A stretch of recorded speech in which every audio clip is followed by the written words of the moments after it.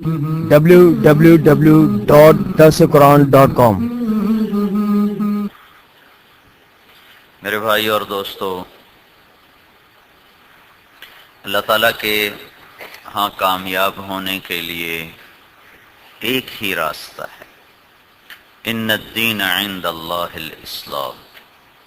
اب ایک ہی دین ہے جس پہ چل کے دنیا کے انسان کامیاب ہو سکتے ہیں، وہ اسلام ہے۔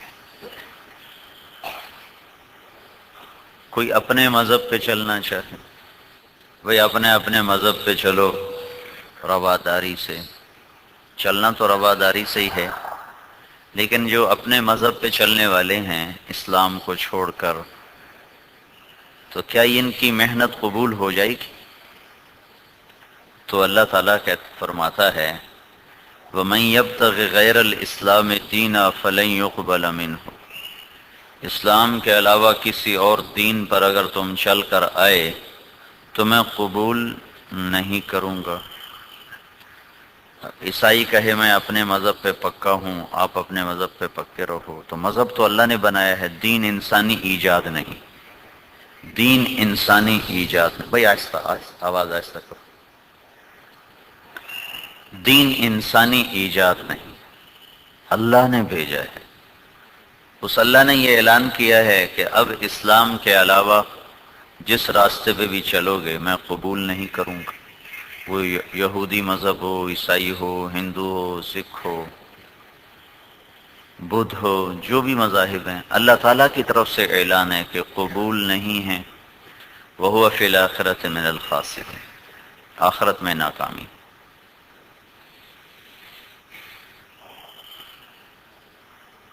جب اسلام کامیابی کی ضمانت ہے تو اسے محفوظ رکھنا ضروری تھا۔ چیز ہی ضائع ہو جائے تو حجت کیسے تمام ہوگی؟ بائبل ضائع ہو گئی۔ بائبل 4 آدمیوں کی یادداشت ہے، لوقا، متی، یوحنا، مرقس۔ یہ 4 آدمی ہیں جو عیسیٰ علیہ السلام کے بہت بعد ہیں۔ ان کی یادداشت کا نام ہے انجیل۔ تو اب عیسائی مذہب پہ کوئی چلنا چاہے یا کوئی دعوت دینا چاہے تو ان کے پاس تو حجت کوئی نہیں، کس چیز کی دعوت دیتے؟ تمہاری تو اپنی کتاب ہی محفوظ نہیں۔ تو اسلام کو چلنا ہے، اور باقی جب تک سورج مغرب سے نہیں نکلتا اسلام نے چلنا ہے۔ اور اسلام چلتا ہے مسلمان کے وسیلے اور واسطے اور سبب سے، تو مسلمان کو کوئی مٹا نہیں سکتا۔ ساری ایٹمی طاقتیں خلاف ہو جائیں، مسلمان مٹ نہیں سکتے، کیونکہ اسلام نہیں مٹنا۔ اسلام نے مغرب سے سورج نکلے گا، اس کے بعد جا کے اسلام ختم ہوگا، مسلمان مر جائیں گے۔ تو جب تک اسلام باقی ہے، مسلمان کو باقی رکھنا ضروری ہے۔ تو اس سے بھی بڑے دشمن زندہ ہو جائیں اور اسلام کو مٹانے کے پیچھے آ جائیں تو ہو نہیں سکتا، ناممکن ہے۔ فتح شکست ہوتی رہے گی، لیکن مٹا دیا جائے جیسے کہ آج کی باطل طاقتیں یہ چاہتی ہیں کہ اسلام کو مٹا دیا جائے، وہ کر نہیں سکتے۔ یریدون لیطفئوا نور اللہ بافواہہم، ہو نہیں سکے گا ان سے۔ تو اسلام جب حجت ہے اور قیامت تک کے آنے والے انسانوں کے لیے یہی ایک راستہ ہے، تو اس کی حفاظت کا انتظام ضروری تھا کہ اس کی حفاظت کی جائے، ورنہ دلیل کوئی نہیں باقی رہ جاتی۔ تو اللہ نے اس کے لیے ایک حضرت محمد صلی اللہ تعالی علیہ وسلم کو رسول بنا کر بھیجا، اور ان کو ایک امت عطا فرمائی جو نبیوں کی شان والی تھی۔ ان کو ساتھی دیے، 1,24,000 نبی آئے، اتنے ہی صحابہ ہیں، 1.5 لاکھ، 1.25 لاکھ، 2 لاکھ، جو سب سے پہلے دین کی حفاظت کرنے والے بنے، پہلے حفاظت کا سبب صحابہ بنے۔ پھر اللہ نے اس امت کے اندر استعداد پیدا فرمائی کہ یہ اس دین کو محفوظ رکھ سکیں، اور اس کی حفاظت کے لیے اس نے ہر دور میں نظام چلائے۔ اس امت کے اندر ایک اضافی استعداد رکھی، ہوجتباکم، قرآن نے اس امت کو 4 اعزاز بخشے ہیں، 4۔ ہوجتباکم، میں نے تمہیں چنا ہے، چھانٹا ہے۔ اجتبا بلا مقابلہ، چن لینے کو اجتبا کہتے ہیں، مقابلے کے بغیر اگر کسی کا چناؤ ہو جائے تو اس کو مجتبا کہتے ہیں، بلا مقابلہ الیکشن۔ اس امت کا بلا مقابلہ انتخاب ہوا ہے کہ انتخاب کرنے والا اللہ ہے۔ ہوجتباکم، میں نے تمہیں چنا۔ دوسرا اعزاز ہے کنتم خیر امت، تم سب سے بہترین امت ہو، بہترین۔ ہم سے بہتر اللہ نے کوئی پیدا نہیں کیا۔ اللہ کے رسول کا فرمان ہے انتم تتمون 70 امتا انتم خیرها واکرمها علی اللہ، تم آخری امت ہو اور تم اللہ کے دربار میں سب سے بہتر اور سب سے افضل ہو۔ موسیٰ علیہ السلام نے اللہ تعالیٰ سے پوچھا، یا اللہ میری امت سے بہتر کوئی امت ہے؟ میری امت پر تو نے بادلوں کا سایہ کیا اور من و سلوہ کھلایا۔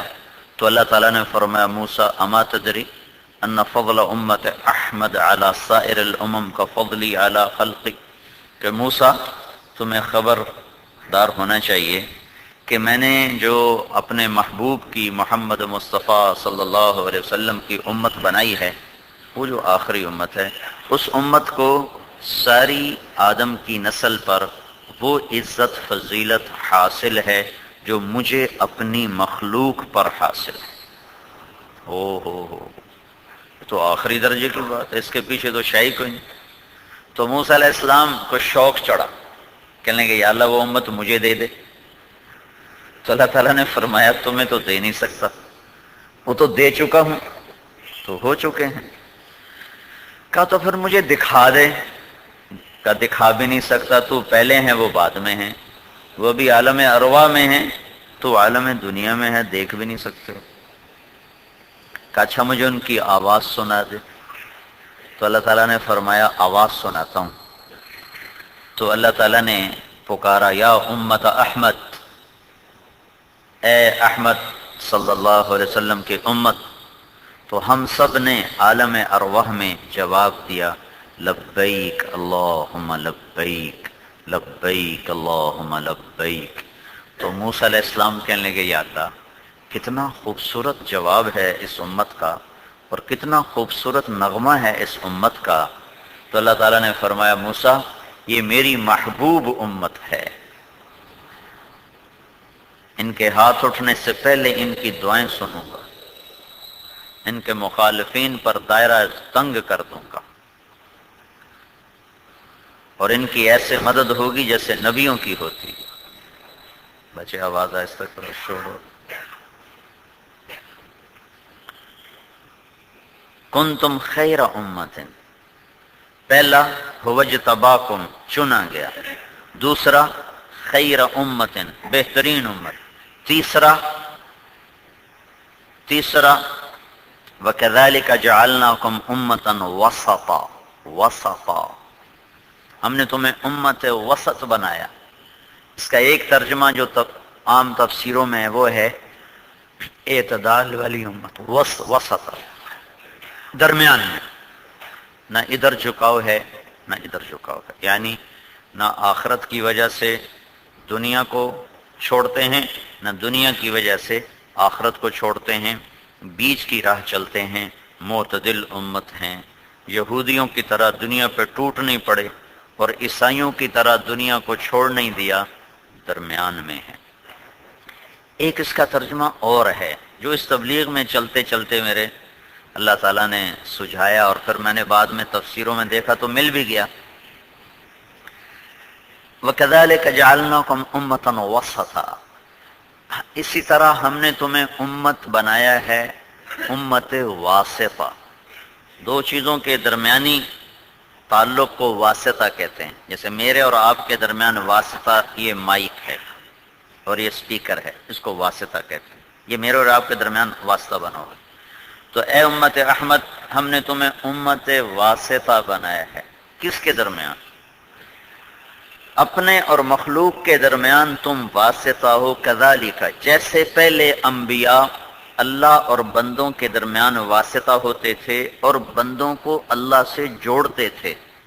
نبیوں کا اور کوئی کام نہیں ہوتا تھا، نہ میڈیکل، نہ تجارت، نہ زراعت، نہ کھیتی باڑی، نہ دکانداری، نہ ان کی پنسار کی دکان، نہ ان کا کوئی ٹیکسٹائل کا کام، نہ زراعت کا کام۔ صبح سے شام تک 1,24,000 نبی ایک کام کرتے رہے، بندوں کو اللہ سے ملاتے رہے، بندوں کو اللہ سے ملاتے رہے، بندوں کو اللہ سے جوڑتے رہے۔ امتن وسطا، اب کون کرے گا؟ اب انبیاء ختم ہو گئے، اللہ کے رسول پہ رسالت ختم ہو گئی، اب کون کرے گا؟ امتن وسطا، جعلناکم، ہم نے تمہیں بنایا امت واسطہ، تم اللہ اور بندوں کے درمیان واسطہ ہو، اب تم بندوں کو اللہ سے ملاؤ گے، یہ کام تمہارے ذمہ۔ یہ تبلیغ کا کام امت وسطہ کی وجہ سے ہو رہا ہے، تبلیغی جماعت کی وجہ سے نہیں ہو رہا، نہ یہ تبلیغ کا کام کوئی جماعت اور تحریک ہے، یہ ایمان کا حصہ ہے، یہ ایمان اور عقیدے کا حصہ ہے، عقیدے کا حصہ ہے۔ لا الہ، اس کی وجہ سے ہمارے اوپر فرض ہے کہ کسی کے آگے سر نہ جھکائیں۔ الا اللہ، اس کی وجہ سے فرض ہے کہ اللہ کے سامنے سجدہ کریں۔ محمد الرسول اللہ، اس کی وجہ سے فرض ہے کہ پوری زندگی اللہ کے محبوب کے طریقے میں ڈھلی ہوئی ہو۔ لا نبی بعدہ، یہ کلمے کا حصہ ہے، لفظوں میں نہیں معنی میں۔ کلمہ توحید کا یہ لفظوں میں حصہ نہیں، معنی میں حصہ ہے۔ محمد الرسول اللہ ولکن رسول اللہ وخاتم النبیین، اللہ کے نبی کے بارے میں دو عقیدے فرض ہیں کہ یہ اللہ کا رسول ہیں اور یہ آخری ہے، رسول ہے، آخری ہے۔ کسی ایک کا بھی انکار کرے گا تو اسلام سے نکل جائے گا۔ تو لا نبی بعدہ، آپ کے بعد کوئی نبی نہیں، اس عقیدے کی وجہ سے ہمارے ذمہ تبلیغ ہے، ہم پر تبلیغ فرض ہے۔ کتنی ہماری سنگ دلی ہے کہ سندھ ہندوؤں سے بھرا ہوا ہے، کبھی کسی مسلمان کو درد نہیں اٹھا کہ ایک دفعہ تو ان کو کہہ دوں بھائی مسلمان ہو جاؤ، ایک دفعہ تو کہہ دوں کہ بھائی مسلمان ہو جاؤ اور جنت میں جانے والے بن۔ ہمارے ذمہ تبلیغ فرض ہے۔ دنیا کے ہر انسان غیر مسلم کو دیکھ کے درد اٹھے کہ ہائے یہ جہنم میں چلا جائے گا، اور سندھ تو بھرا ہوا غیر مسلم۔ تاجر کو اپنی تاجر کی دھن لگی ہوئی ہے، تبلیغ والے بھی بڑے دعوے دار ہیں، ہم بھیجے ہوئے ہیں، اپنے گشت کا بھی ہوش نہیں ہے، اور اپنے محلے کا گشت کر کے سارے عالم کا ٹھیکیدار اپنے آپ کو بنا لیے۔ لا نبی بعدہ، یہ عقیدہ اسلام کا بنیادی رکن ہے، اور یہ ہم پر تبلیغ کو فرض کرتا ہے کہ دنیا کے آخری کنارے تک بسنے والے آخری انسان تک اللہ کے پیغام کو پہنچاؤ، تم ذمہ دار ہو، تمہارے ذمے ہے۔ وَكَذَلِكَ جَعَلْنَاكُمْ أُمَّةً وَسَطًا، ہم نے تمہیں امت واسطہ بنایا۔ اب نبی کوئی نہیں آئے گا، اب تمہارے ذمے ہے اللہ کے بندوں کو اللہ سے ملانا، اللہ سے جوڑنا، اس کے لیے جان مال کھپانا، سفر کرنا، اس کے لیے کڑوی کسیلی سہنا، گرم سرد سہنا۔ امتن وسطا۔ چوتھا اعزاز ہے لِتَكُونُوا شُهَدَاءَ عَلَى النَّاسِ، شہداء، یہ چاروں کے چاروں ایک ہی چیز کے گرد گھوم رہے ہیں، چاروں اعزاز دعوت کے گرد گھوم رہے ہیں، تبلیغ کے گرد گھوم رہے ہیں، چاروں کے چاروں۔ ہم نے تمہیں شہداء علی الناس بنایا ہے کہ تم لوگوں پر کے پاس جا کر شہادت کی گواہی دیتے ہو۔ یہ اس شہادت سے مراد وہ بھی ہے جو آخرت میں انبیاء کی بات پر یہ امت گواہی دے گی کہ یا اللہ ہم گواہ ہیں، انہوں نے تیرا پیغام پہنچایا تھا، لیکن یہ ادھورا مفہوم ہے۔ پورا شہادت کا مفہوم یہ ہے کہ یہ امت دنیا میں تمام غیر مسلموں کے پاس جا کر توحید کی گواہی دیتے ہیں، اور ان الناس، اللہ نے کسی غار میں بھی چھپا ہوا کوئی انسان ہے تو اس کو بھی نہیں چھوڑا، اور افریقہ یا برازیل کے جنگل کے کسی چھپر میں کوئی پڑا ہوا ہے تو اس کو بھی نہیں چھوڑا. آدم کی نسل میں ایک فرد بھی ایسا نہیں جو تمہاری ذمہ داری کے نیچے نہ ہو. تو تمہارے ذمہ ہے سارے عالم کے انسانوں تک حق کی گواہی پہنچانا، توحید اور رسالت کی گواہی پہنچانا، اور اللہ کے کلمے کو بلند کرنا. اور پھر محشر کے میدان میں جب قومیں کہیں گی کہ یا اللہ ما جاءنا من بشیر ولا نذیر، وہ کہیں گے یا اللہ ہمارے پاس کوئی نبی نہیں آیا تھا، یہ نبی ٹھیک نہیں کہہ رہے. تو اللہ تعالیٰ نبیوں سے فرمائے گا کہ یہ کہہ رہے ہیں کہ تم نے اللہ کا پیغام ہمیں نہیں سنایا. تو وہ انبیاء کہیں گے یا اللہ ہم گواہ پیش کرتے ہیں. تو اللہ تعالیٰ فرمائیں گے کون؟ تو وہ انبیاء فرمائیں گے ہم اللہ کے تیرے حبیب کی امت کو ہم بطور گواہ پیش کرتے ہیں. تو یہ گواہی وہاں بھی ہے، یہ گواہی جہاں بھی ہے. شہداء علی الناس صرف آخرت کی گواہی نہیں ہے، شہداء علی الناس اس دنیا کی گواہی سے لے کر آخرت کی گواہی تک ہے. جو مسلمان بھول کے نماز نہیں پڑھنے والا، اس کے ذمہ بھی لوگوں کو دعوت دینا ہے، اس کے ذمہ بھی پوری دنیا کے غیر مسلموں کو اللہ کا پیغام سنانا ہے. اور اپنوں کی خیر خواہی میں دیکھو، جو آپس میں جو ہم کام کر رہے ہیں اس کو دعوت نہیں کہتے، اس کو تذکیر کہتے ہیں. یہ تذکیر ہے، ذکر فإن الذکرى تنفع المؤمنین.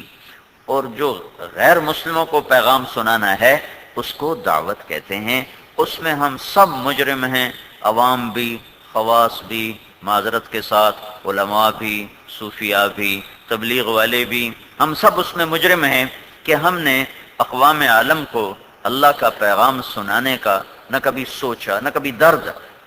تبلیغ میں مولانا الیاس صاحب نے نیت کروائی اور اللہ کا فضل ہے وہ نیت سامنے ہے تو دنیا کے آخری کنارے تک جماعتوں کو بھیجنے کا نظام چل رہا ہے اور لوگ جوک در جوک اسلام میں داخل ہو رہے ہیں. دنیا کا شمال میں آخری کنارہ ناروے میں ہے، جنوب میں آخری کنارہ کیپ ٹاؤن سے 70 کلومیٹر ہے. ادھر تو میں گیا ہوا تھا 1991 میں، لیکن یہ شمال میں نہیں گیا تھا.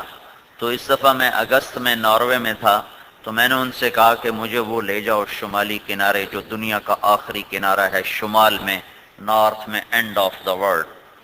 تو انہوں نے کہا ادھر تو کچھ بھی نہیں ہوتا، پہاڑ ہے اور سخت سردی ہے اور 2 گھنٹے ہوائی جہاز کا سفر ہے، 5 گھنٹے آگے موٹر کا سفر ہے، وہاں کیا کرو گے؟ میں نے کہا وہاں جا کے اذان دوں گا، نماز پڑھوں گا، چھوٹا سا بیان کروں گا اور اللہ کے نبی کی بات زندہ کروں گا کہ ایک دن آئے گا میرا بول دنیا کے آخری کنارے تک پہنچے گا. بس اور کچھ بھائی یہ کام کرنا اور کچھ نہیں کرنا.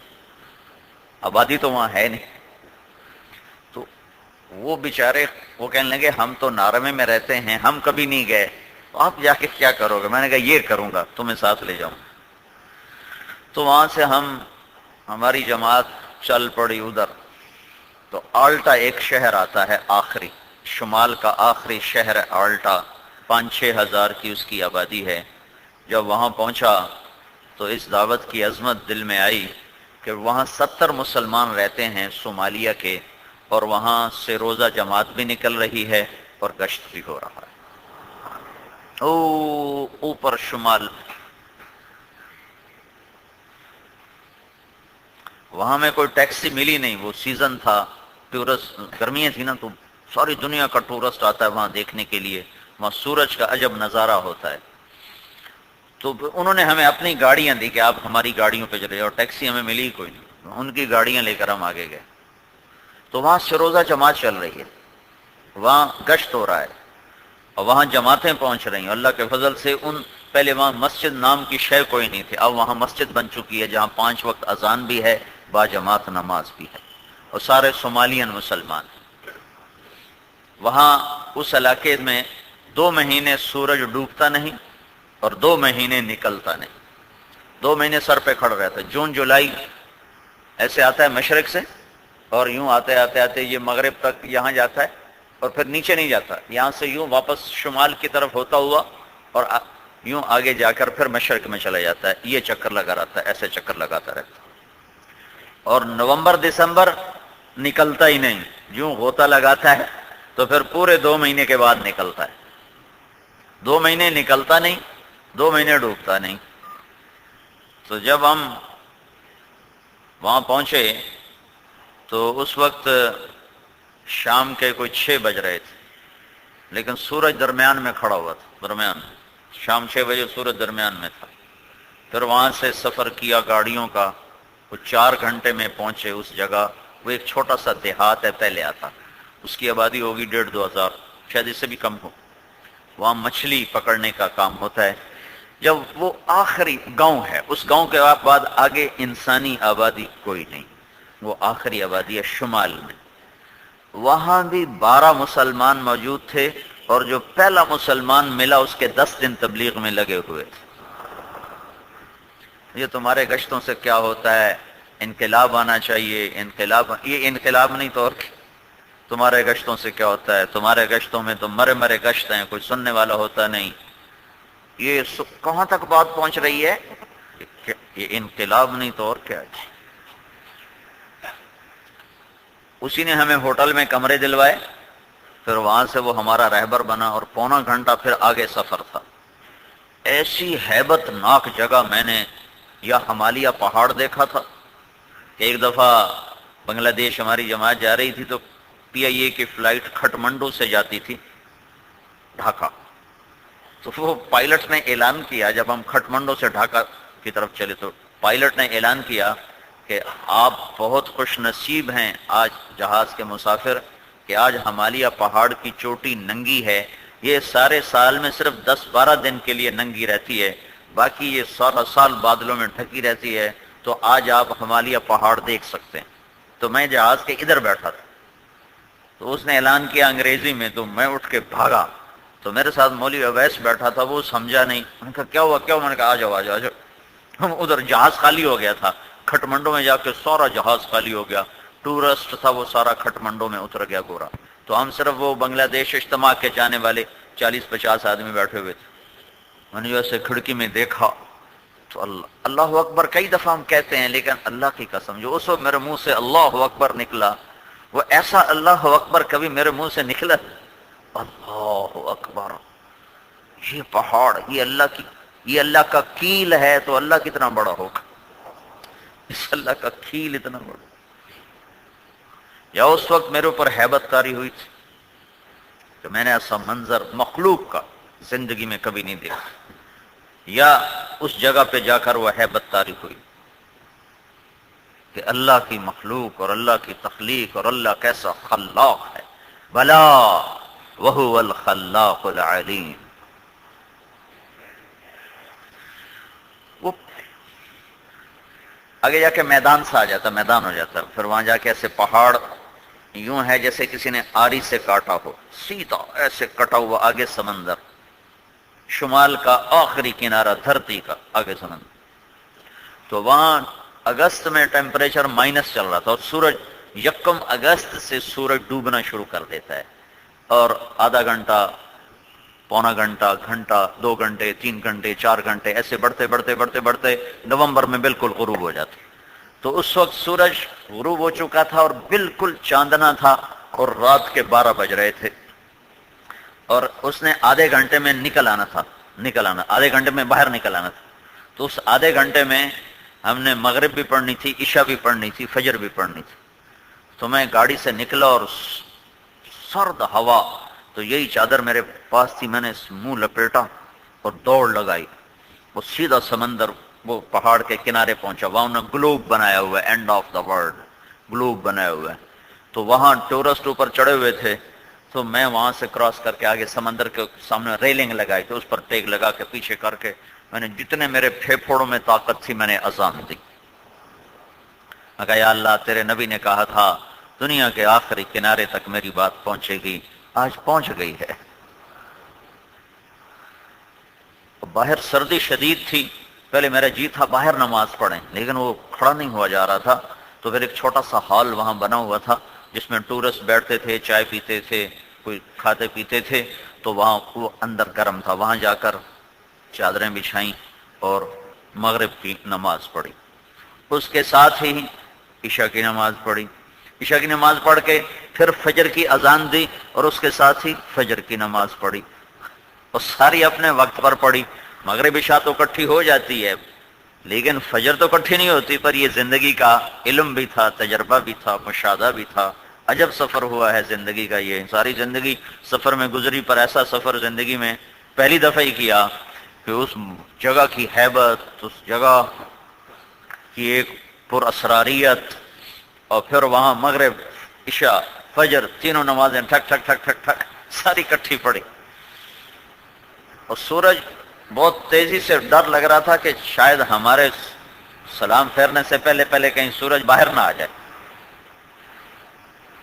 فجر پڑی، پھر چھوٹا سا بیان کیا، سارے تبلیغ کے سارے کام کیے، چھوٹا سا بیان کیا۔ من گلو بھائی، اللہ نے تبلیغ کو، مولانا الیاس صاحب نے بھی کہا تھا کہ آخری کنارے کی نیت کرو۔ قاری بدر الدین رحمت اللہ علیہ وہ بیان کر رہے تھے، سامنے 10-15 میواتی بیٹھے تھے، تو مولانا الیاس صاحب نے فرمایا بدر الدین کنہیں سنا رہے ہو؟ کہا جی ان کو، کہا تیرا بھلا ہو جائے، آخری کنارے کی نیت کر، آخری کنارے کی نیت کر۔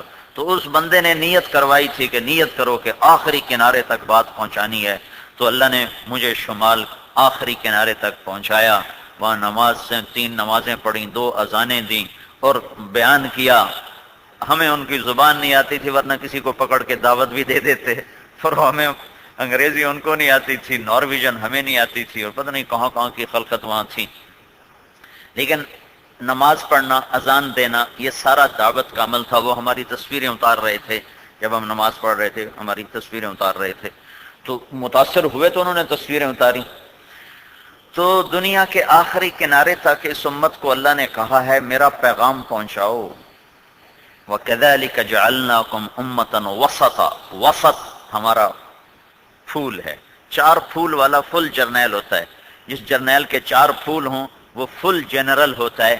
یہ امت فل جنرل ہے، فل، لیفٹیننٹ جنرل نہیں، فل جنرل ہے، اس کے 4 پھول لگے ہوئے ہیں۔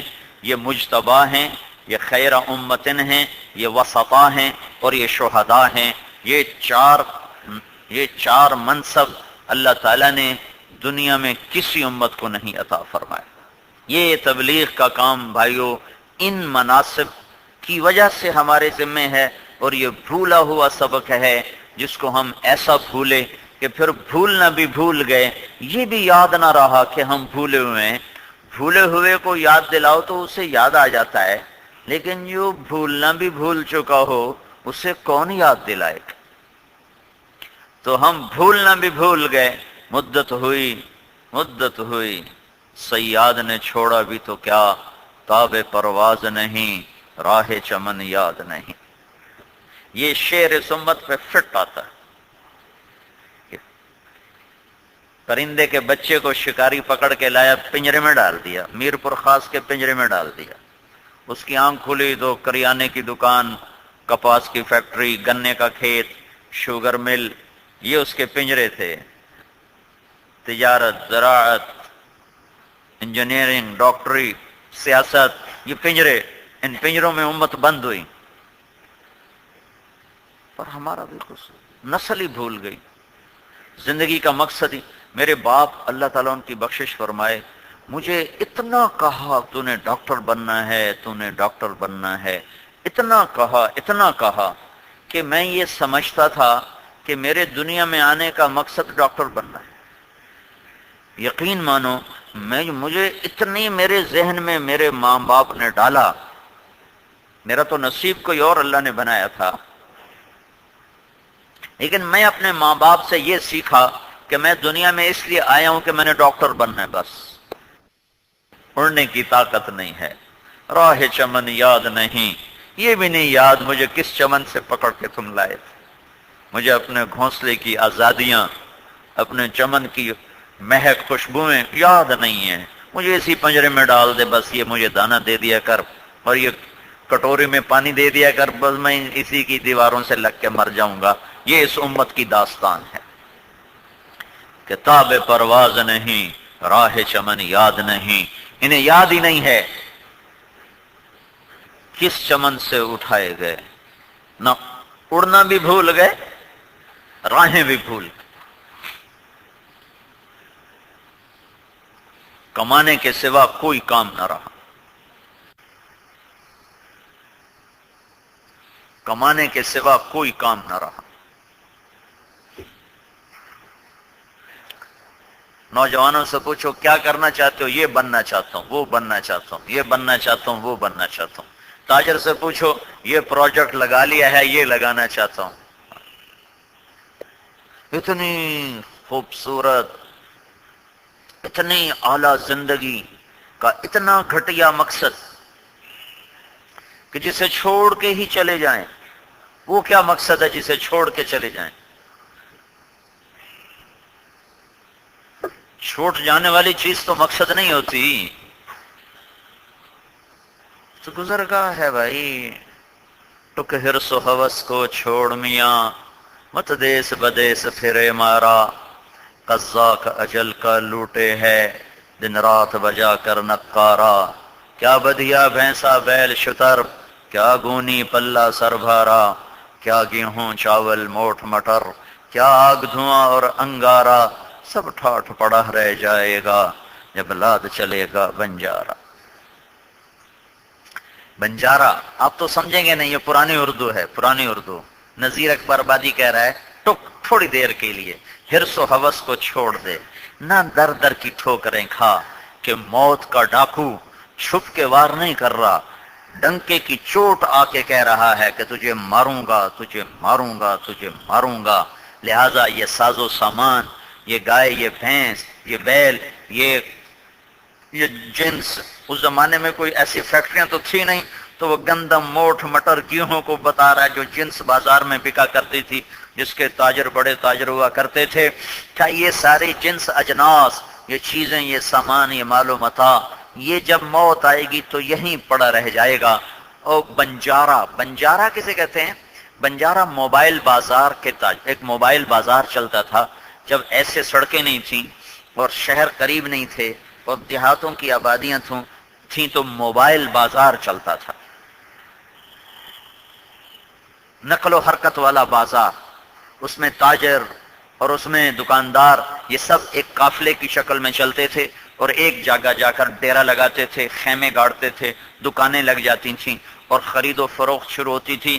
جب علاقے کے لوگ اپنی چیزیں، اپنی ضروریات پوری کر لیتے تھے اور وہاں گاہکوں کا آنا بند ہو جاتا تھا تو پھر وہ خیمے اکھاڑتے تھے اور اگلی منزل کو چل دیتے تھے. ان کو کہتے تھے بنجارا. بنجارا. تو آج تو شہر آباد ہے، رات کے پچھلے پیر وہ اکھاڑتے تھے جلدی آگے پہنچنے کے لیے. صبح جب جا کے دیکھنے والا دیکھتا تو وہاں چٹیل میدان، کچھ بھی نہیں، سب ٹھاٹھ پڑا رہ جائے گا جب لاد چلے گا بنجارا. جب میت اٹھے گی تو سارے ٹھاٹھ پڑے رہ جائیں گے. تو میرے بھائیوں، تبلیغ اس امت کا سبق ہے، اس امت کا مقصد زندگی ہے. اس امت کو پیدا ہی اس کے لیے کیا گیا ہے کہ یہ اللہ کے پیغام کو دنیا میں پہنچائیں. قل، کہو، کیا، ہذہ سبیلی ادعو الی اللہ علی بصیرۃ انا ومن اتبعنی وسبحان اللہ وما انا من المشرکین. کہو، قل. کل کے بعد ضروری بات ہے. پورے قرآن میں کوئی 300 کے قریب قل کا لفظ آتا ہے. قل قل قل، کہو کہو کہو، کہلوایا جا رہا ہے. کہو میر پور خاص والوں سے، کہو میرے محبوب کیا؟ ہذہ، انگلی رکھو، ہذہ سبیلی، یہ ہے میرا راستہ. ذالک سبیلی، وہ ہے میرا راستہ. جب میں کہتا ہوں وہ، تو میرے آگے 2-3 ہزار آدمی بیٹھا ہو، تو آپ کو کیا خبر میں نے کس کو کہا ہے وہ؟ میرے ذہن میں کوئی ہے لیکن آپ کو تو نہیں پتا وہ. تو آپ کو پوچھنا پڑے گا کون. اور اگر میں کہوں یہ، تو آپ پوچھنے کی ضرورت ہے کہ میری انگلی مائک کے اوپر ہے، مائک کے اوپر ہے. اب آپ صاحب دیکھ رہے ہیں اوپر والے نیچے والے کہ مولوی صاحب نے مائک پر انگلی رکھ کر کہا ہے یہ، تو یہ مائک ان کی مراد ہے. تو اللہ تعالیٰ نے اپنے محبوب سے انگلی رکھوائی، قل ھذہ، میرے محبوب انگلی رکھ، یہ ہے سبیلی، میرا راستہ، کیا؟ ادعو الی اللہ، میں دعوت دیتا ہوں، میں تبلیغ کرتا ہوں۔ آپ اکیلے ہو یا رسول اللہ؟ نہیں، انا، میں بھی ہوں، ومن اتبعنی، جو میرا کلمہ پڑھتے ہیں وہ بھی یہی کام کرتے ہیں، وہ بھی دعوت دیتے ہیں۔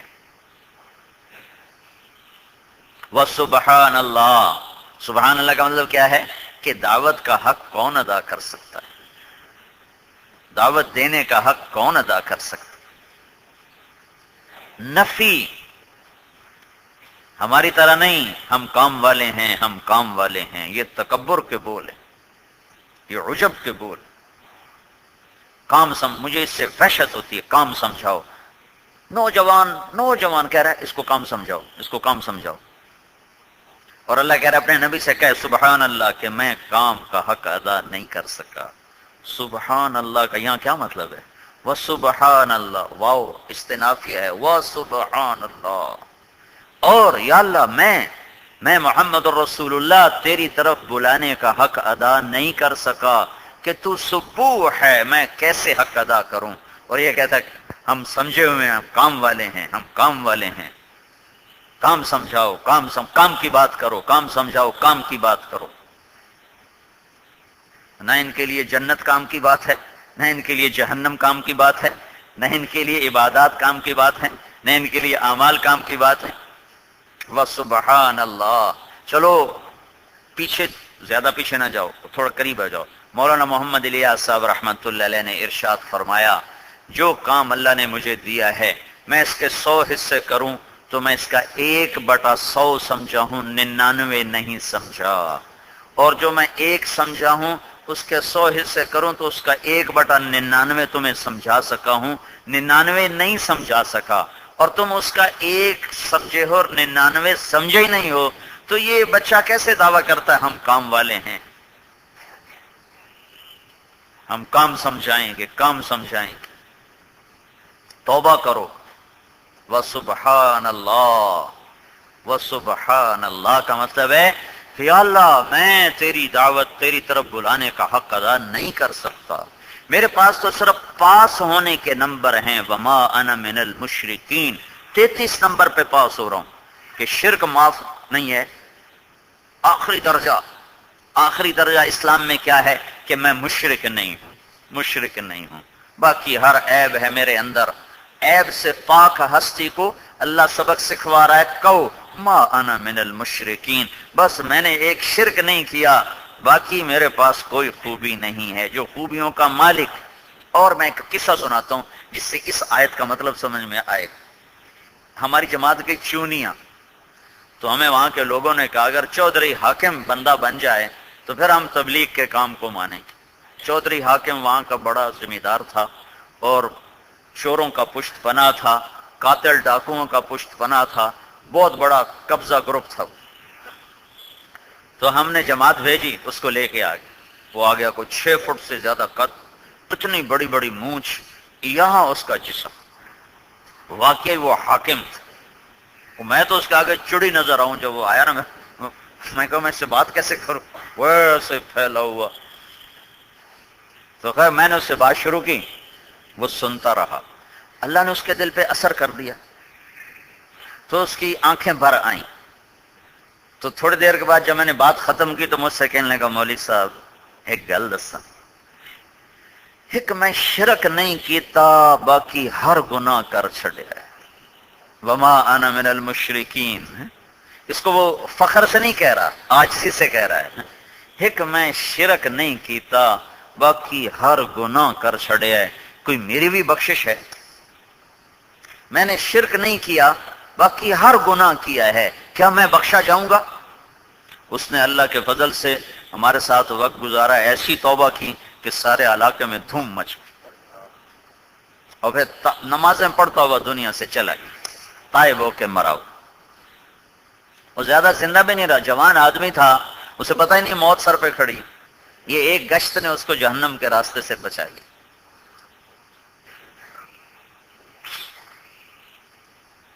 سب زمینیں واپس کی، زمینیں لوگوں کی واپس کی. لوگ ایسے ڈرے ہوئے تھے کہ کہیں چودھری صاحب آپ واپس نہ کرو، ہمیں ٹھیکہ دے دیا کرو. یہ ہمیں ٹھیکہ کہتے ہیں، مکاتا. ہمیں مکاتا دے دیا کرو، زمین تم ہی رکھو. ایسا ڈرے ہوئے تھے اس. کہیں بھائی میری پچھلی میری معاف کر دو، یہ اپنی زمین لے جاؤ، میرے لیے دعا کرو اللہ میری بخشش کرے، میں نے بڑا ظلم کیا. ما انا من المشرکین، یہ یہاں دعوے سے نہیں کہا جا رہا، عاجزی سے کہا جا رہا ہے. سبحان اللہ، عاجزی سے کہا جا رہا ہے تمہارا عجب نکالنے کے لیے کہ ہم کام والے ہیں، ہم تو بگاڑنے والے ہیں.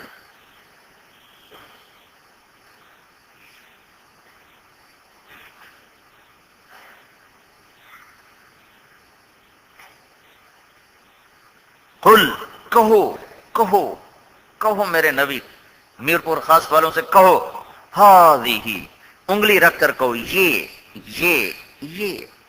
تاکہ کوئی دھوکہ نہ رہے، کوئی یہ نہ کہے بدنی تبلیغ کس کا کام ہے، اور شاید صرف 3 دن لگانا ہی تبلیغ ہے اور چلہ لگانا ہی تبلیغ ہے. نہیں نہیں، سبیلی 24 گھنٹے کا کام ہے، دن بھر کا کام ہے، رات بھر کا کام ہے، پوری زندگی کا کام ہے میرا.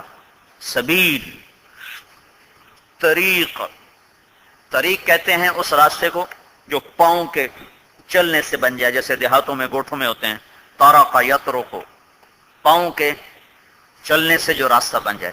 سبیل ہے سبل سے، سبل کہتے ہیں کسی چیز کو ڈرائنگ کر کے، نقش کر کے اتارنا اور بنانا. سبیل، ویسے طریق بھی کھلے راستے کو کہتے ہیں، سبیل بھی کھلے راستے کو کہتے ہیں، مترادف ہیں، لیکن اپنی طرقہ میں سبل میں آ کے دونوں الگ ہو جاتے ہیں. سبل بارش کو کہتے ہیں، سبل وہ بارش جو آسمان سے اترے اور زمین پہ نہ پہنچے اس کو کہتے ہیں سبل. سبل سے ہے سبیل.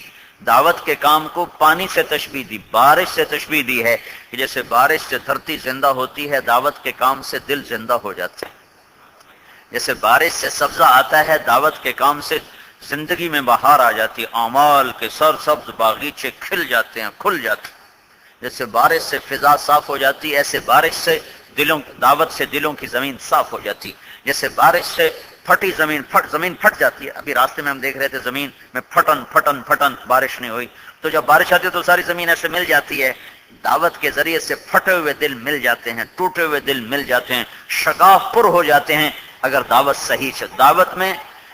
دعوت تو اپنی تاثیر کے ساتھ آج بھی ویسی ہے جیسے پہلی صدی میں تھی. کرنے والے میرے آپ جیسے ہیں، وہ ہماری کمیوں کی وجہ سے شگاف پر ہونے کی بجائے شگاف بڑھ جاتے ہیں.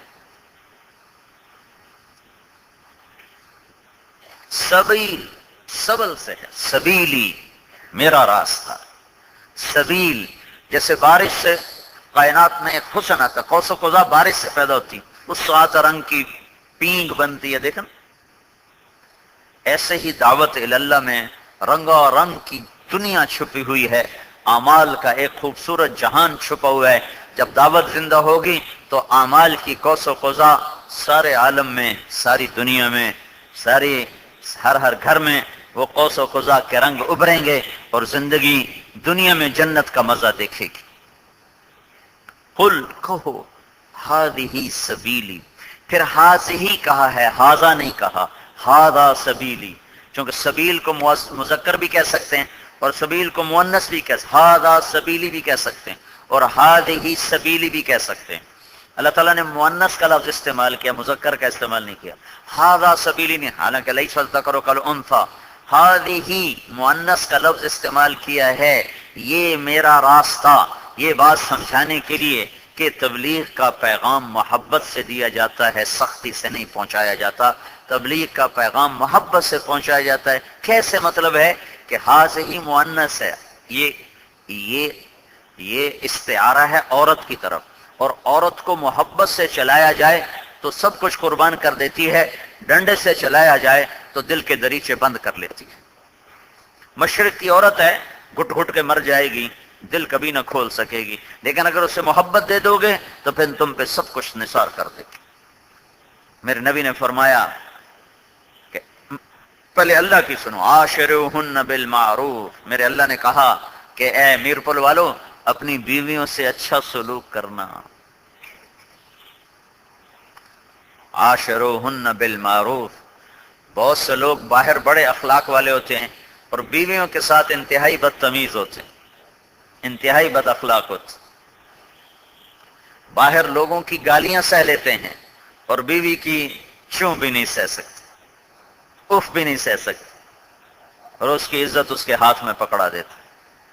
تو اللہ نے کہا عاشروہن بالمعروف، محبت سے چلاؤ، پیار سے چلاؤ. پیار سے چلاؤ گے سب کچھ قربان کر دی. اور اللہ کے نبی نے فرمایا رویدک یا انجشۃ بالقواریر، ارے انجشا، نرمی نرمی نرمی، شیشہ ہے شیشہ، شیشہ ہے شیشہ ٹوٹ جائے گا. ایک ان کی نزاکت کی طرف اشارہ ہے، ایک ان کے عیب کی طرف اشارہ ہے کہ شیشے میں ایک عیب ہے، یہ ٹوٹ جائے تو جڑتا نہیں. شیشہ ٹوٹے جڑتا نہیں، یہ عورت میں عیب ہے، ایک دفعہ ٹوٹ گئی پھر جوڑ نہ پاؤ گے.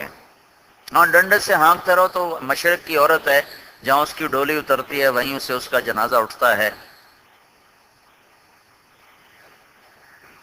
لیکن عورت محبت کی چیز، اللہ نے عورت کو دل کے نیچے والی پسلی سے پیدا کی، ادھر سے نہیں. حالانکہ سیدھا ہاتھ زیادہ برکت والا ہے، اور اللہ کے نبی کو ہر چیز میں سیدھا سیدھا ہاتھ پسند تھا. ہر عمل میں آپ دائیں سے شروع کرتے تھے، یمین سے شروع کرتے تھے. اللہ نے الٹے ہاتھ سے پیدا، چونکہ دل الٹی طرف ہے، اور دل کے نیچے سے پیدا کر کے اشارہ کیا کہ عورت جس روپ میں ہے اس کا مقام دل کے قریب ہے. ماں ہو، بیوی ہو، بیٹی ہو، بہن ہو، خالہ ہو، چاچی ہو، نانی ہو، دادی ہو، ساس ہو، جس روپ میں بھی ہے اس کا مقام دل کے قریب ہے. یہ نہیں کہ لوگوں کے آگے ہاتھ جوڑتے پھرو اور بیوی کو پوری سلواتیں سناتے پھرو. تو اس میں یہ اشارہ ہے کہ تبلیغ کا کام محبت کا کام ہے، یہ خطابت کا کام نہیں ہے، یہ جوش کا کام نہیں ہے، یہ اگلے کو رگڑا دینے کا کام نہیں ہے، یہ کسی کو تانا دینے کا کام نہیں ہے، کسی کی بےزتی کرنے والا کام نہیں ہے، کسی کو رد کر دینے والا کام نہیں ہے، یہ دل لینے والا کام ہے. محبت سے پھیلتا ہے، دلائل سے نہیں، محبت سے پھیلتا ہے.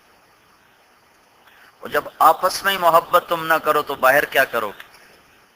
اختلاف رائے سے ایسا ایسا ٹوٹو کہ ایک دوسرے سے سلام کلامی چھوڑ دو تو تم لوگوں میں محبت کیا تقسیم کرو گے؟ ہم غیروں کو محبت کیا دیں گے؟ ہم نے تو اپنوں سے محبت کرنا چھوڑ دی.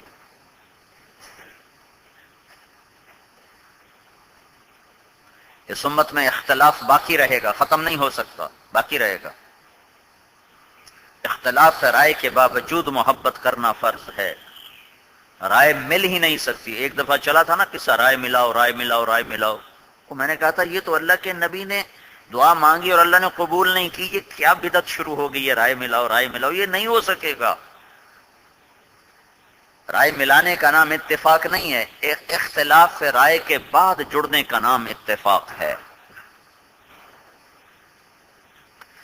ہذہ تبلیغ اسلام محبت کا پیغام ہے بھائیو، محبت کا پیغام ہے، دلائل کم سے نہیں ہے، محبت سے. ہذہ اپنوں سے محبت، رشتہ داروں سے محبت، غیروں سے محبت، اپنے ساتھیوں میں محبت، بڑے چھوٹے کا احترام، سفید بالوں والے کا احترام. بڑی آسانی سے کہہ دیتے ہیں یہ کام کو کیا سمجھے، اسے کام کی کیا خبر، کتنا بڑا دعویٰ ہے، اس کو کام کا کیا پتہ. ہو تمہیں پتہ ہے، اتنا بڑا دعویٰ کر دیا. سب سے زیادہ جو دل پھٹتے ہیں اس سے پھٹتے ہیں یہ زبان کا بول. اس بول میں شیطان زہر بھرتا ہے، اور اللہ نے ہاتھ ہی کے ذریعے سے اشارہ کیا یہ اس کو شہد سے بھرو، شہد سے، شہد کا کوٹ کرو، شہد کا کوٹ کرو. دیکھتے نہیں ہو شوگر کوٹڈ دوائی آرام سے کھائی جاتی، اسی میں سے نکال دو تو نہ بچہ کھا سکے گا نہ بڑا کھا سکے. اسلام نام ہی محبت کا ہے. ایک حدیث یاد آ گئی، آپ نے فرمایا اسلام کا سب سے مضبوط عمل بتاؤ کیا ہے؟ ایو اور الاسلام اوثق. تو صحابہ نے کہا جی الجہاد، جہاد. آپ نے کہا نہیں، جہاد بڑی اچھی چیز ہے لیکن اسلام کا مضبوط عمل یہ نہیں ہے. تو صحابہ نے کہا جی نماز، آپ نے کہا نماز بڑی اچھی چیز ہے لیکن یہ اسلام کا مضبوط عمل نہیں ہے. کہا جی حج، کہا ہاں وہ بھی بہت اچھا ہے. وَحَسَنٌ وَمَا هُوَ بِهِ وَحَسَنَةٌ وَمَا هِيَ بِهَا وَحَسَنٌ وَمَا هُوَ بِهِ، یہ جملہ آپ بار بار، ہاں ہاں حج بہت اچھا ہے لیکن وہ نہیں جو میں نے پوچھا ہے. صدقہ بہت اچھا ہے پر وہ نہیں جو میں نے پوچھا ہے. روزہ بہت اچھا ہے پر وہ نہیں جو میں نے پوچھا ہے. تو پھر صحابہ نے کہا اللہ ورسولہ اعلم، پھر یا رسول اللہ آپ جانو، آپ کا رب جانے، ہمیں تو پتہ نہیں، پھر آپ بتائیں. تو آپ نے فرمایا ان اوثق عر الاسلام الحب للہ، اسلام کا سب سے مضبوط عمل اللہ کے لیے محبت کرنا ہے، اور محبت کو باقی رکھنا ہے. اگر محبت ختم ہو گئی تو تبلیغ ختم ہو گئی، اسلام ختم ہو گیا، دین ختم ہو گیا.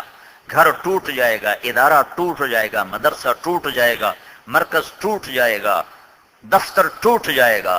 اور محبت کو باقی رکھنے کے لیے بس صرف ایک چیز کی ضرورت ہے، یہ زبان، یہ زبان، یہ زبان. میرے نبی پاک صلی اللہ علیہ وسلم نے ارشاد فرمایا یا معاذ ان شئت انبأتک بملاک الامر کلہ، معاذ اگر تو چاہے تو میں تمہیں سارے دین کا خلاصہ بتاؤں، سارے دین کا خلاصہ. تو نے کہا وما ہوا یا رسول اللہ، وہ کیا ہے یا رسول اللہ؟ سارے دین کا خلاصہ مجھے مل جائے تو میں عمل کروں گا، وہ کیا ہے؟ تو آپ نے یہ نہیں کہا یہ کرو یہ نہ کرو یہ کرو یہ نہ کرو، آپ نے کیا کیا مجھے دیکھو. آپ نے زبان باہر نکالی اور یوں پکڑا، فَأَحْوَى بِإِصْبَعَيْهِ، ان دو انگلیوں سے آپ نے زبان کو پکڑا ایسے. معاذ یعنی آپ یوں کہہ رہے ہیں کہ اے معاذ زبان پہ قابو رکھنا، یہ سارے دین، پورے 30 سپارے اور 10 لاکھ حدیثیں اور سارے اللہ کے نیک بندوں کے اقوال کا خلاصہ، اور زبان ہی زہر ہو گئی تو یہ کیا سال لگایا ہوا ہے، یہ کیا 7 مہینے لگایا ہوا ہے، یہ کیا پرانا ہے. تو حضرت معاذ نے عرض کی یا رسول اللہ کیا زبان کے بول پر بھی پکڑے جائیں؟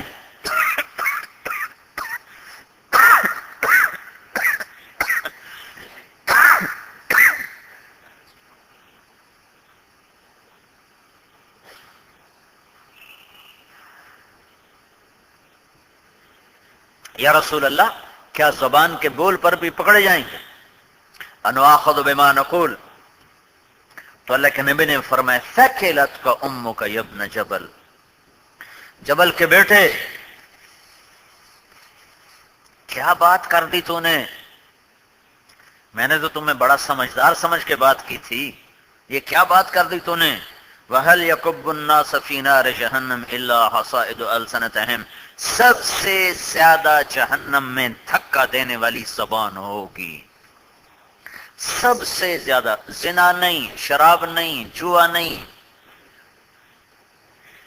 نماز کا چھوڑنا نہیں، روزے کا چھوڑنا نہیں، زکوٰۃ کا چھوڑنا نہیں، سب سے زیادہ جہنم میں دھکا دینے والی زبان ہوگی. اور یہی ہماری بے قابو ہے. شیطان کے پاس ایک ہتھیار ہے بڑا زبردست، یہ زبان والا. اب آپ لوگ تبلیغ والے یا مدرسے والے علماء یا خانقاہ کے صوفیاء، شیطان ان کو آ کر زنا کی دعوت دے گا. اتنا پاگل ہے وہ، اتنا پاگل ہے کہ ان کو آ کر شراب کی دعوت دے گا. تمہیں کبھی شراب خواب میں بھی پینا دیکھنے کو مل جائے تو تم اٹھ کر کہو گے لا حول ولا قوت الا باللہ، استغفر اللہ استغفر اللہ استغفر اللہ.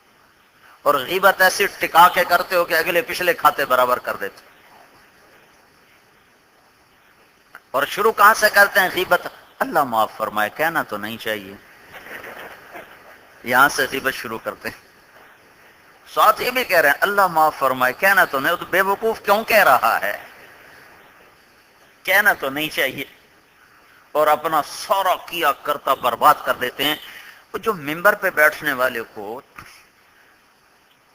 یا درس کی مجلس میں بیٹھنے والے کو یا خانقاہ میں بیٹھنے والے کو یا مشورے میں بیٹھنے والے کو شیطان آ کر کہے گا جوا کھیلو، شیطان آ کر کہے گا نماز نہ پڑھو، روزہ نہ رکھو، وہ اتنا کمزور کھلاڑی نہیں ہے، اسے پتا ہے میں نے کہاں سے اٹیک کرنا ہے، زندگی گزر گئی اس کی کھیل کھیلتے ہوئے۔ ایک حدیث اور یاد آ گئی، ایک دفعہ شیطان 5 خچروں پہ سامان لے کے جا رہا، تو آگے عیسیٰ علیہ السلام سے ملاقات ہو، تو انہوں نے ارشاد فرمایا یہ کیا لے جا رہے ہو؟ کہا جی سودا بیچنے جا رہا ہوں، سودا بیچنے جا رہا ہوں۔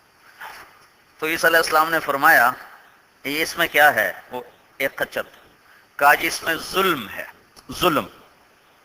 تو عیسیٰ علیہ السلام نے فرمایا یہ کون خریدے گا؟ کہا جی سارے بادشاہ، سارے حکمران، ظلم کے خریدار۔ کہا اس میں کیا ہے؟ کہا اس میں تکبر۔ کہا یہ کون خریدے گا؟ کہا یہ سارے ذمہ دار، یہ سب تکبر کے ٹھیکیدار۔ کہا اس میں کیا ہے؟ کہا اس میں خیانت، کھوٹ، ملاوٹ۔ کہا یہ کون خریدے گا؟ کہا یہ سارے تاجر۔ کہا اس میں کیا ہے؟ کہا اس میں حسد۔ کہا یہ کون خریدے گا؟ کہا یہ علماء۔ کہا اس میں کیا ہے؟ کہا اس میں ہے مکر۔ کہا یہ کون خریدے گا؟ کہا یہ عورتیں۔ تو 5 انگلیاں تو برابر نہیں ہیں، پر اس نے نشانہ ٹکا کے لگایا ہے۔ ظلم حکمرانوں میں، تکبر۔ میں خود ذمہ دار کا بیٹا ہوں، تکبر ذمہ داروں میں۔ میرا بیٹا 4 سال کے بچے کو ہوش ہوتا ہے، مجھے کہنے لگا بابا ہمیں مری لے جاؤ، گرمیاں تھیں۔ میں نے کہا بیٹا میں تو غریب آدمی، میں تمہیں مری کہاں لے جاؤں؟ تو اس کے ہاتھ میں کھلونا تھا ایک موٹر، اس نے جو مارا زور سے یہاں میرے لگا، خون نکل آیا۔ کہنے لگا غریب کیوں کہا ہے؟ 4 سال، ایک سپ دبا اڑنا ہماری مثال۔ انہوں نے کہا غریب کیوں کہا ہے؟ ہم کوئی غریب ہیں؟ یہ اس کو کس نے سبق سکھایا؟ یہ فطرت خمیر میں شامل، خمیر میں 5 انگلیاں برابر نہیں ہوتی۔ سارے بادشاہ ظالم نہیں، سارے ذمہ دار متکبر نہیں، پر اکثر ایسا ہی ہوتا ہے۔ سارے تاجر بددیانت نہیں، پر اکثر ایسا ہوتا ہے۔ سارے علماء میں حسد نہیں، پر اکثر حسد کا کے مارے ہوئے ہوتے ہیں۔ ساری عورتوں میں مکر نہیں، پر اکثر عورتوں کا یہ حال ہے۔ شیطان جو وار کرتا ہے نیک لوگوں پر، نمازی لوگوں پر، حاجی ہر سال عمرہ کرنے والے، رشوت نہیں لیتا، بددیانتدار افسر ہے، اس کو شیطان نے مار نہیں دینی۔ زبان کا بول ایسا سخت کروا دیتا ہے، ایسا شدید کروا دیتا ہے کہ اگلے کی ہڈیوں میں زہر بھر دیتے ہیں، اور انہیں پتہ بھی نہیں چلتا کہ وہ اپنا دین ضائع کر چکے۔ اور زبان کا زخم تو بھولتا نہیں، زبان کا زخم لگایا ہوا تو تڑپا کر۔ میری طارق جمیل کی کیا اوقات ہے، چودھری اسلم کی کیا اوقات ہے، محمد الرسول اللہ صلی اللہ علیہ وسلم جن کا سینہ اتنا بڑا ہے کہ اللہ کی قسم 7 آسمان ایسے جوڑو، ایسے، اور 7 زمینیں ایسے جوڑو، ٹھیک ہے، پھر 7 عرش کو بھی جوڑو، پھر 7 کرسی کو بھی جوڑو، لوح کو بھی جوڑو، تو میرے نبی کا سینہ اس سے زیادہ بڑا ہے۔ یہ کیوں کہہ رہا ہوں؟ کوئی ایسے اندھی عقیدت میں نہیں کہہ رہا ہوں، یہ دلیل سے کہہ رہا ہوں کہ اگر اللہ اپنے نور کی ایک تجلی ظاہر کر دے، ایک تجلی، تو 7 زمین آسمان اور عرش اور لوح اور قلم اور کرسی اور جنت اور دوزخ، ہر شے جل کے راکھ ہو جائے، ہر شے جل کے راکھ ہو جائے، ایک تجلی ظاہر کر دے۔ اور میرا نبی وہ نبی ہے جس نے اللہ کی ساری تجلیوں کو سینے میں برداشت کیا ہے، جس کا ابتدائی درجہ یہ ہے کہ آدمی حلال اختیار کرے، حرام سے بچے، اور یہی ابتدائی درجہ ہی مطلوب ہے۔ انتہائی درجہ یہ ہے کہ اسباب سے توجہ ہٹ جائے، اسباب سے نظر ہٹ جائے، یہ آخری درجہ ہے، یہ مطلوب نہیں ہے، مطلوب ابتدائی درجہ ہے۔ ابتدائی درجہ وہ آخری درجہ کی دعوت نہیں ہے، ابتدائی درجے کی دعوت کہ ہر مسلمان حلال اسباب اختیار کرے اور حرام سے بچے، تو وہ یقین والا ہے۔ سبب چھوڑ دینا اور کہنا اب اللہ سے لوں گا، یہ اس یقین کی دعوت شریعت نے نہیں دی، اس یقین کی دعوت شریعت نے نہیں دی۔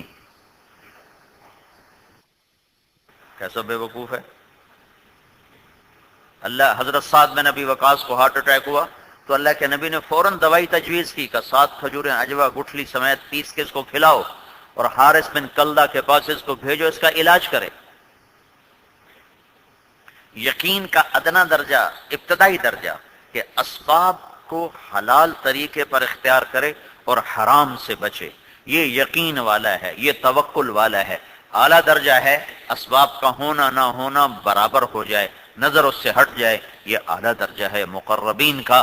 فَاعْلَمْ أَنَّهُ لَا إِلَهَ إِلَّا اللَّهُ، یہ ابتدا ہے، اور انی وجہت وجہ للذی فطر السماوات والارض حنیفا وما انا من المشرکین، یہ انتہا ہے جس پر ابراہیم علیہ السلام کھڑے ہیں۔ لیکن اس امت سے جو مطلوب ہے وہ اسباب کو اختیار کرتے ہوئے اللہ پہ توکل کرنا ہے۔ نبیوں کے بعد سب سے بڑے ایمان والے ابو بکر رضی اللہ تعالیٰ عنہ ہیں۔ اللہ کے نبی نے فرمایا ابو بکر کا درجہ تمہارے اندر اس کے اعمال کی وجہ سے نہیں ہے، بل لما وقر فی قلبہ، بلکہ اس کا درجہ تمہارے اندر جو بڑا ہے وہ اس یقین کی وجہ سے جو اس کے دل میں گڑ چکا ہے، اس یقین کی وجہ سے ہے جو اس کے دل میں گڑ چکا ہے۔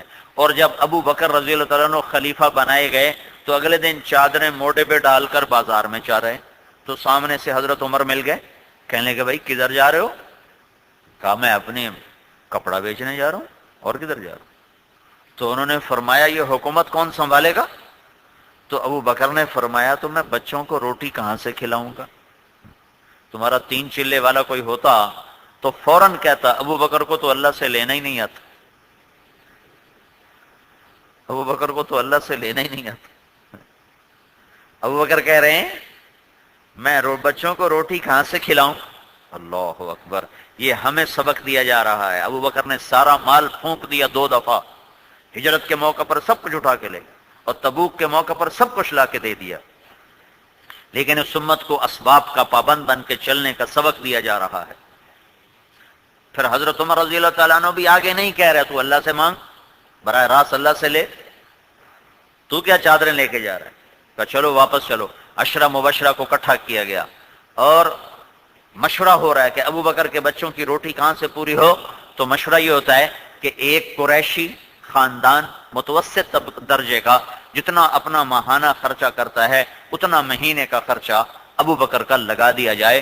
تو مشورے سے ابو بکر رضی اللہ تعالیٰ عنہ کا ماہانہ خرچہ لگایا جا رہا ہے۔ عمر رضی اللہ تعالیٰ عنہ خلیفہ بنے تو انہوں نے صحابہ کو جمع کر کے فرمایا کہ دیکھو بھائی، میں حکومت سے پہلے، خلافت سے پہلے تجارت کرتا تھا، اب میں بن گیا ہوں خلیفہ، میں تجارت اب کر نہیں سکتا، اب میرے گھر کا خرچہ کہاں سے چلے گا، مجھے بتاؤ کیا کرنا ہے۔ تو ان کے لیے بھی مال بیت المال سے وظیفہ مقرر کیا گیا کہ آپ کے لیے اتنا وظیفہ ہم مقرر کرتے ہیں۔ یہ درجہ مطلوب ہے، یہی درجہ، اسی کو یقین کہتے ہیں۔ مخلوق کی طرف دھیان نہ جائے، یہ بشری تقاضے کے خلاف چیز ہے۔ اب تشریف لائے باہر تو ابو بکر عمر بیٹھے ہوئے، کہا کیسے بیٹھے ہوگا؟ جی بھوک لگی۔ آپ نے کہا مجھے بھی بھوک لگی۔ کہا چلو پھر چلتے ہیں۔ تینوں ابو ایوب انصاری کے گھر جا رہے ہیں کھانا کھانے کے لیے۔ مسجد نہیں گئے، مسجد بھی جا رہے ہیں، جاتے ہیں، لیکن یہ ہمیں سبق ہے، ہمارے لیے سبق ہیں۔ چلو بھائی، یہ ترغیبی جملے ہیں۔ بیماری میں تمہیں دوائی کا دھیان نہ آئے، یہ ترغیب کا جملہ ہے، مطلب یہ نہیں کہ تمہیں دوائی کا خیال نہ آئے۔ جیسے اللہ کا نبی کہتا ہے شرک نہ کرنا چاہے قتل کر دیا جاؤ، یہ ترغیبی جملہ ہے، ورنہ خود قرآن کہہ رہا ہے کہ تم جان بچانے کے لیے شرک کر لو، بعد میں توبہ کر لو۔ الا من اکرہ وقلبہ مطمئن بالایمان، ماں باپ کی اطاعت کر، چاہے یہ کہیں بیوی کو طلاق دے دے، یہ صحیح حدیث ہے اور تم فضائل اعمال میں لکھی ہوئی ہے کہ اگر وہ کہیں بیوی کو طلاق دے تو دے دے۔ تو پوچھو علماء سے کہ ماں باپ کے کہنے پر بیوی کو طلاق دے سکتا ہے؟ پوچھو کسی مفتی سے، نہیں دے سکتا۔ صرف ماں باپ کے کہنے پر اپنے گھر کو اجاڑنے کا حکم نہیں ہے، وہ ترغیب کا جملہ ہے، مبالغے کا جملہ ہے، مطلوب یہ نہیں ہے، مقصود یہ نہیں ہے۔ مقصود ماں باپ کی خدمت پر ابھارنا ہے، مقصود ماں باپ کی اطاعت پر ابھارنا ہے۔ چاہے یہ کیوں نہ ہو، وہ یہ ایک مبالغے کا جملہ ہوتا ہے۔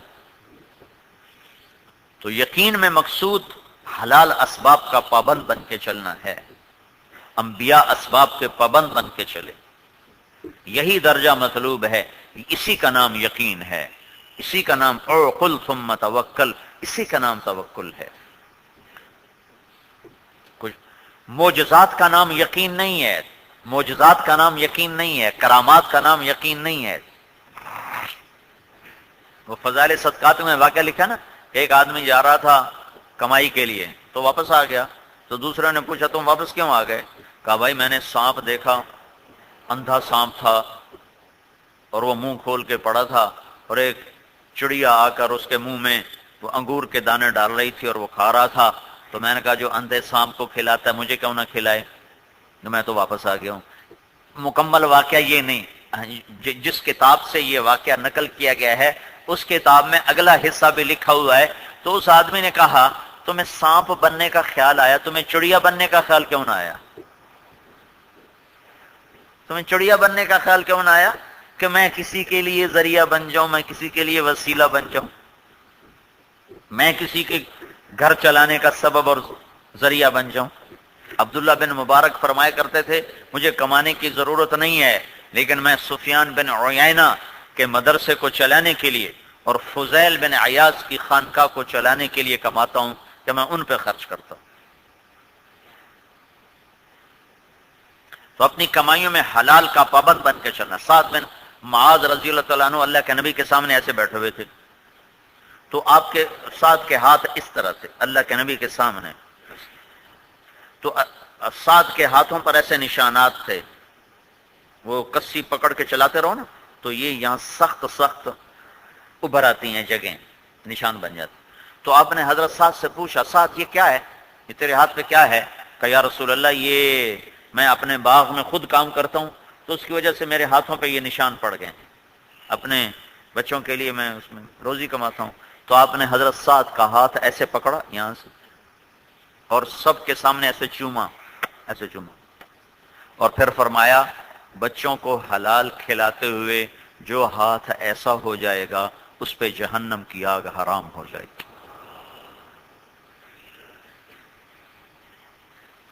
تو بھائی براہ راست اللہ سے لینے کا یہ مطلب ہرگز نہیں ہے کہ تم کام چھوڑ کے کہو بس اللہ سے ہوتا ہے مخلوق سے نہیں ہوتا، اور پھر انتظار میں کہ اب کون آئے گا دینے کے لیے۔ ایک ہمارا ساتھی تھا بنگلہ دیش کا، تو ایسے یقین کے واقعات سن کے اس نے ایک پتھر اٹھا لیا اور بستر میں ڈال دیا، روزانہ تہجد میں دعا کرے یا اللہ تو براہ راست دے اس پتھر کو سونا بنا، اس پتھر کو سونا بنا۔ 1 مہینہ اٹھا کے پھرتا رہا، اس نے کہا سونا بننا تھا، 2 سیر کا وزن مفت میں اٹھائے پھرتا رہا، 1 مہینے کے بعد پھر پھینک دیا، یہ تو پاتور ہی ہے، پاتور سونا تو بنا نہیں۔ تو معجزات کا نام یقین نہیں ہے، کرامات کا نام یقین نہیں ہے۔ مخلوق کا تاثر ایک بشری چیز ہے، ایک طبعی چیز، یہ کوئی یقین کے خلاف نہیں۔ مخلوق کا تاثر، موسیٰ علیہ السلام نے سانپ دیکھا، ڈنڈا دیکھا، ڈنڈے کو سانپ بنتے ہوئے دیکھا، اور پھر ہاتھ کو روشن ہوتے دیکھا۔ اتنا کچھ دیکھنے کے بعد اللہ نے کہا اذهب الى فرعون انه طغى، جا فرعون کو دعوت دے وہ سرکش ہو گئے۔ تو موسیٰ علیہ السلام نے کہا یا اللہ مجھے ڈر لگتا ہے مجھے مار دے گا، اخاف ان یقتلون، مجھے ڈر ہے مجھے مار دے گا۔ تو کیا موسیٰ علیہ السلام کا یقین کمزور تھا، یا موسیٰ علیہ السلام مخلوق سے متاثر تھے؟ یہ طبعی اور فطری تاثر ہے، اس سے کوئی نہیں نکل سکتا۔ مخلوق کا دھیان آنا کوئی یقین کے خلاف نہیں۔ غلط قدم اٹھانا، یہ راشی رشوت کیوں لے رہا ہے؟ یقین خراب۔ دکاندار نماز کیوں چھوڑ رہا ہے گاہکوں کے پیچھے؟ یقین خراب۔ سود خور سود پہ کام کیوں کر رہا ہے؟ یقین خراب۔ جھوٹ بول کے سودا کیوں بیچ رہا ہے؟ یقین خراب۔ ملاوٹ کیوں کر رہا ہے؟ یقین خراب۔ کھوٹا سودا کیوں بیچ رہا ہے؟ یقین خراب۔ نقلی مال کیوں بیچ رہا ہے اصلی بنا کے؟ یقین خراب۔ جس کا یقین اللہ پر ہوتا ہے وہ اسباب کی صحیح رعایت کرتا ہے۔ حضرت عبد الرحمن بن عوف رضی اللہ تعالیٰ عنہ 10 بڑے صحابہ میں ہیں، 10 بڑے صحابہ. ابو بکر جنتی، عمر جنتی، عثمان جنتی، علی جنتی، طلحہ جنتی، زبیر جنتی، ابو عبیدہ جنتی، عبد الرحمن جنتی، سعد بن ابی وقاص جنتی، سعید بن زید جنتی. ان 10 میں ایک بھی فقیر نہیں، سارے بادشاہ. 4 تو حکمران ہیں، ابو بکر، عمر، عثمان، علی. ابو عبیدہ گورنر، سعد بن ابی وقاص گورنر، طلحہ کے بحری جہاز تجارت کے چلتے تھے، زبیر بن عوام کے کھیت میں 1000 غلام کام کرتے تھے. 1000 غلام، نوکر نہیں، غلام. 1000 غلام، سارے مالدار لوگ. اصحاب صفہ میں ایک بھی نہیں جو عشرہ مبشرہ میں ہو. اصحاب صفہ میں ایک بھی نہیں جو مجلس شورا میں ہو. تو یقین کا جو درجہ مطلوب ہے وہ اسباب کو صحیح استعمال کرنا اور اللہ پہ چھوڑ دیں. مالک پہ ڈوری چھوڑ دے، ڈوری لے لیکن مالک پہ چھوڑ.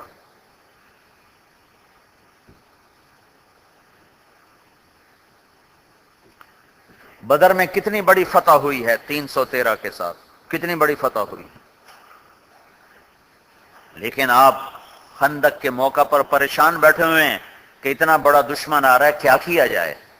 صحابہ پریشان ہیں، اللہ کے نبی پریشان ہے، کیا کیا جائے. اتنا بڑا دشمن آ رہا ہے، کیا کیا جائے. اور کوئی بھی اٹھ کے نہیں کہتا اللہ پہ توکل کیا جائے، اللہ پہ یقین کیا جائے، اللہ کرے گا. اللہ کی قسم اگر اللہ کے نبی خندق نہ کھودتے تو بھی شکست نہیں ہونی تھی. ابو سفیان کے لشکر نے ذلیل و خوار واپس جانا تھا. اللہ کا نبی اور اللہ سکھا رہا ہے کہ سبب کے ساتھ دنیا کو چلایا گیا ہے، سبب کے ساتھ. کہ اللہ آئے ہائے کیسے چھپے ہیں غار ثور میں، کیسے نکلے ہیں. دشمن طاقتور ہے، خود کمزور ہیں. تو یہ نہیں کہ ہم دلیری میں بھڑ جائیں گے. جیسے ہمیں کئی جوشیلے کہتے ہیں ابھی تک تم نے 313 تیار نہیں کیے جو باطل سے ٹکر لے لیں. 313 تو ایک معجزہ تھا، معجزات کو حجت نہیں بنایا جاتا. سعد بن ابی وقاص نے دریا پار کر لیا 60,000 کے لشکر کے ساتھ. سعد امیر ہیں اور 60,000 کا لشکر ہے اور دریائے دجلہ کو انہوں نے پار کر لیا. اسی وقت حضرت عمر نے تمام لشکر کے عمراء جو جہاد میں مشغول تھے ان کو خطوط لکھوائے کہ کوئی امیر لشکر سعد کی نقل نہ اتارے، کوئی امیر لشکر سعد کی نقل نہ اتارے. سعد کا معاملہ خصوصی ہے، وہ اللہ نے نبھا دیا، کوئی اور نہ کرے. ایک امیر لشکر نے پھر بھی کیا تو سینکڑوں ڈبو دیے. معجزات اور کرامات حجت نہیں ہوتی، وہ تو اللہ کی تائید کا ایک مظہر ہوتا ہے. تو اللہ کے نبی پریشان بیٹھے ہیں کہ اتنا بڑا دشمن آ رہا ہے، کیا کیا جائے. تو صحابہ کہتے جی بدر میں ہم 313 تھے، ہم نے دانت پھٹے کر دیا، اب بھی آنے تو ہم سیدھا کر دیں گے. وہ بھی پریشان ہے، کیا کیا جائے. تو پھر سلمان فارسی کہتے ہیں یا رسول اللہ ہمارے ہاں دشمن طاقتور ہو تو ہم خندق کھودتے ہیں، تو خندق کھودی جائے. کہاں یہ بات ٹھیک ہے. 1000 آدمی 20 دن 6 میل لمبی 10 ہاتھ چوڑی اور 7 ہاتھ گہری خندق کھودنے میں لگے رہے 20 دن مسلسل. سبق دیا ہے. نماز بھی سبب ہے اور دعا بھی سبب ہے اور دعوت بھی سبب ہے اور ذکر بھی سبب ہے. ان اسباب کے ساتھ ان کی رعایت کرتے ہوئے احد میں ایک تدبیر چھوڑی. ایک تدبیر تھی کہ آپ نے 50 آدمیوں کا دستہ عبداللہ رضی اللہ تعالیٰ عنہ کے سرکردگی میں اوپر بٹھایا ہے کہ تم نے نہیں ہلنا، چاہے ہمیں شکست ہو یا فتح ہو. تو تم ہمیں دیکھو کہ جانور ہماری بوٹیاں کھا رہے ہیں پھر بھی تم نے نیچے نہیں اترنا. اتنی سختی سے کہا. پر اللہ دکھانا چاہتا تھا کہ حسن تدبیر میں اگر کمی آئے گی تو نبی کو ہوتے ہوئے بھی نقص آ جائے گا. تو 50 میں سے 40 اتر گئے، شکست ہو گئی. اللہ کے نبی موجود، ابو بکر موجود، عمر موجود، عثمان موجود، علی موجود. خالد بن ولید ذریعہ بنے. خالد بن ولید دنیا کی تاریخ میں واحد جرنیل ہے جس نے زندگی میں کبھی شکست نہیں کھائی. ایک سنگل. سیف اللہ کا لقب ملنے والا تھا تو کفر میں بھی شکست نہیں کھائی. ایک بدر میں شریک نہیں تھے خالد, احد میں شریک تھے تو شکست ہوئی تو بھاگ رہے ہیں. تو زرار بن خطاب, یہ اور خطاب ہے, حضرت عمر کے بھائی نہیں, زرار بن خطاب قریشی خالد سے کہتا ہے خالد تیرے ہوتے ہوئے شکست ہو گئی. تو خالد بن ولید کہتا ہے میں کروں کیا, کوئی بس چلا ہی نہیں, کیا کروں. یہ کہتے کہتے خالد نے ایسے پیچھے بھاگ رہے ہیں, گھوڑوں پہ بھاگ رہے ہیں. تو خالد بن ولید نے ایسے پیچھے مڑ کے دیکھا, اس زرار کی بات پر نا تھوڑی وہ غیرت آئی, تو اسے پیچھے مڑ کے دیکھا تو وہ چوٹی خالی نظر آئی, وہ ٹیلا. تو نے کہا وہ کام بن گیا, کام بن گیا. ابو سفیان مجھے 100 آدمی دے, میں شکست کو فتح میں بدل دوں گا. ابو سفیان نے کہا جان بچاؤ, جان بچاؤ, بھاگو بھاگو. تو خالد بن ولید نے کہا کوئی ہے میری ذمہ داری پر میرا ساتھ دینے والا. تو عمر بن عاص پہلے آئے, اکرم بن ابی جہل ساتھ آئے, اور کرتے کرتے 100 گھوڑ سوار کٹھے ہو گئے. تو انہوں نے پیچھے سے آئے ہیں, اور اکرمہ رضی اللہ تعالیٰ عنہ نے سب سے پہلے جو امیر دستہ تھے عبداللہ رضی اللہ عنہ کو شہید کیا. تو اللہ کے نبی کو بتائے گا یا رسول اللہ اکرمہ نے عبداللہ کو شہید کیا, تو آپ مسکرا دیے. آپ نے کہا میں تو دونوں کو ہی جنت میں دیکھ رہا ہوں, قاتل مقتول دونوں ہی جنتی ہیں. اکرمہ رضی اللہ تعالیٰ عنہ بعد میں مسلمان ہوئے اور پھر وہ یرموک کی جنگ میں شہید ہوئے. تو خالد بن ولید رضی اللہ تعالیٰ عنہ نے نہ کبھی کفر میں شکست کھائی نہ کبھی اسلام میں شکست کھائی. سیف اللہ کے لقب نے ان کو ایسے ہی رکھا ہے, ورنہ دنیا کا سب سے بڑا فاتح چنگیز خان ہے, 40 سال کی عمر تک شکستیں ہی کھاتا رہا, پھر جا کے فتوحات کا در اس کے لیے کھلا. پھر 25 سال میں اس نے کوئی شکست نہ دیکھی, پھر فتح ہی فتح, فتح ہی فتح, آدھی سے زیادہ دنیا فتح کر. تو میرے بھائیو, ہر مسلمان اپنی کمائیوں میں حلال کو اختیار کرے, حرام سے بچے, یہ یقین کا درجہ مطلوب ہے. اور جب اللہ کے راستے میں نکلنے کا وقت آئے پھر حلال کو بھی ٹھوکر مار کے نکل جائے, یہ یقین مطلوب ہے. یہ درجہ ہے شریعت میں مطلوب. معجزات اور کشف و کرامات کو بیان کر کے حجت نہیں بنایا جا سکتا. ایک اور حدیث سن.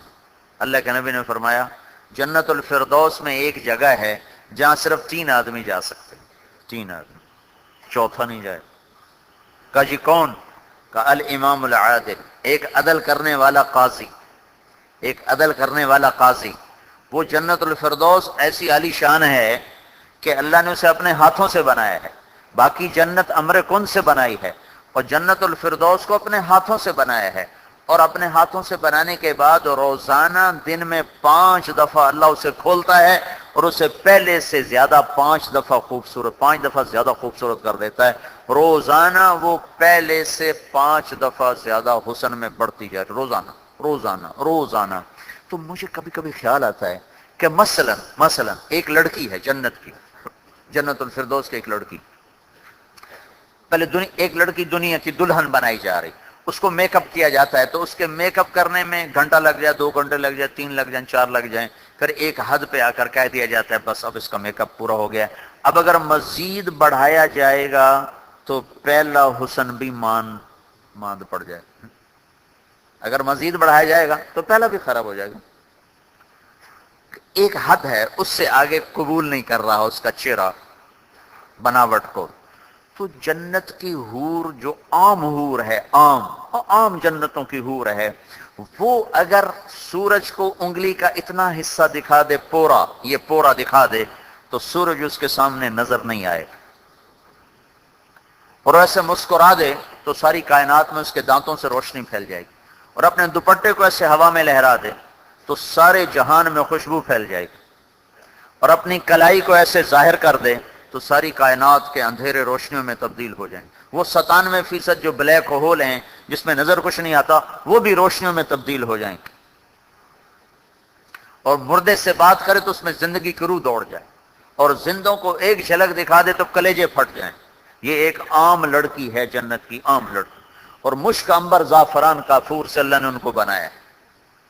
آگ پانی مٹی ہوا سے میں بنا، آپ بنے، مشک عنبر زعفران کافور سے جنت کی لڑکی کو بنایا گیا ہے۔ اب جنت الفردوس کی لڑکی کو اللہ نے اپنے ہاتھوں سے بنا کر اس کا پہلے دن میک اپ کیا، اگلے دن 5 دفعہ اور کیا، اس سے اگلے دن 5 دفعہ اور کیا، اس سے اگلے دن 5 دفعہ اور کیا۔ دنیا کو بنے ہوئے 20 ارب سال گزر چکے ہیں، دنیا کو بنے ہوئے 20 ارب سال۔ تو جنت کب بنی پتہ کوئی نہیں، پتہ کوئی نہیں۔ فرض کرو اسی دنیا کے ساتھ اللہ نے جنت بھی اگر بنا دی ہے تو 20 ارب سال دنیا جنت کو بھی ہو گئے۔ وہ لڑکی کیا چیز بن رہی ہے جو 20 ارب سال سے روزانہ پہلے سے 5 گنا زیادہ خوبصورت ہو جاتی؟ وہ کیا چیز بن رہی؟ اور ابھی اور وقت باقی ہے، قیامت تک کا وقت باقی ہے۔ پھر قیامت جب آئے گی نا تو دنیا تو فنا ہو جائے گی، جنت فنا نہیں ہوگی، جنت اسی طرح باقی رہے گی، جنت دوزخ فنا نہیں ہوگی۔ تو اس کا میک اپ تو ادھر بھی چل رہا ہے، چل رہا ہے، چل رہا ہے، چل رہا ہے۔ کیا چیز بنی ہو! سب سے ادنا درجے کا جنتی، ادنا ادنا، جب وہ اپنی بیوی کو دیکھے گا جہنم سے نکل کر تو رب ذوالجلال کی قسم 40 سال بیٹھ کے بس ایسے دیکھتا رہے، صرف دیکھنے کی لذت لیتا گا، 40 سال آنکھ پتھرا جائے گی، جھپک نہیں سکے گا۔ 40 سال کے بعد وہ کہے گی اما لک فینا من رغبت، اللہ کے ولی دور ہی بیٹھے ہو، میرے پاس نہیں آؤ گے، میری رغبت کوئی نہیں۔ پھر اس کو ہوش آئے گا، کہاں دوزخ کے کالے کالے فرشتے دیکھے، کہاں جنت کی حور دیکھی، استاد پہ پاگل تھی منا، تو ہوش آئے گا اس کو۔ پھر اس کے قریب جائے گا تو اس کو معانقہ کرے گا، یہ معانقہ 70 سال تک وہ معانقے میں کھڑا رہے گا، 70 سال، اور صرف اس کے لمس کی لذت لیتا رہے گا، جسم سے جسم کے چھونے کی لذت 70 برس تک وہ لیتا رہے گا، 70 سال، 70 سال۔ ایک لطیفہ ہوا منڈی بہودین میں یہ بیان کر بیٹھا، ایسے ذمہ دار خمو، جب میں چلتا تھا ذمہ داروں تو ایک ذمہ دار بوڑھا آیا ہوا تھا بیان سننے، میں نے تو معانقے پہ بات ختم کر دی کہ 70 سال کا معانقہ ہوگا، اتنی حدیث میں آتا ہے۔ تو وہ میرے ایک ساتھی سے کہنے لگا اے مولوی صاحب کو پوچھو اگلا کام یہ ہونا ہے کہ صرف معانقہ ہی رہ جائے؟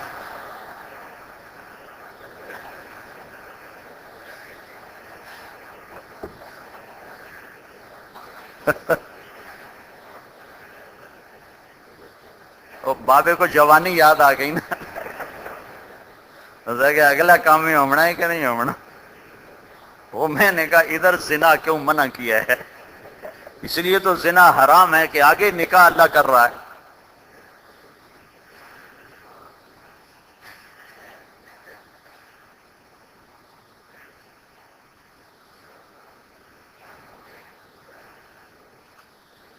او ہو، کیا اللہ نے وہ گھر بنایا ہے فردوس کا!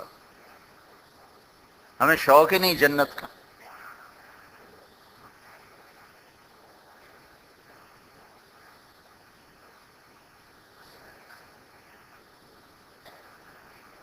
روزانہ 5 دفعہ کہتا ہے ازدادی طیبا لاولیائی وازدادی حسنا لاولیائی، اے جنت میرے دوستوں کے لیے خوبصورت ہو جا، میرے دوستوں کے لیے مزید سج جا، دھج جا۔ روزانہ 5 دفعہ سجائے جا رہا ہے، سجائے جا رہا ہے، سجائے جا رہا ہے۔ کیا چیز بن رہی!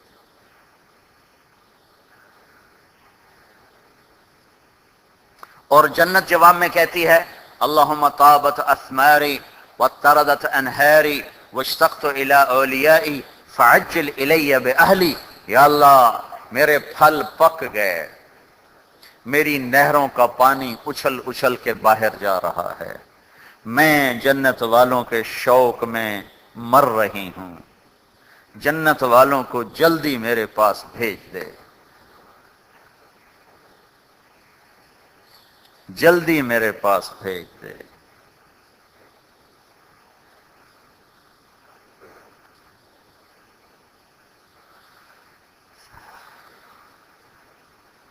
کافی ٹائم ہو گیا ہیں؟ ویسے گھڑی دیکھ کر کہہ رہا ہوں کافی ٹائم ہو گیا ہے، بس نہ کریں. ہیں؟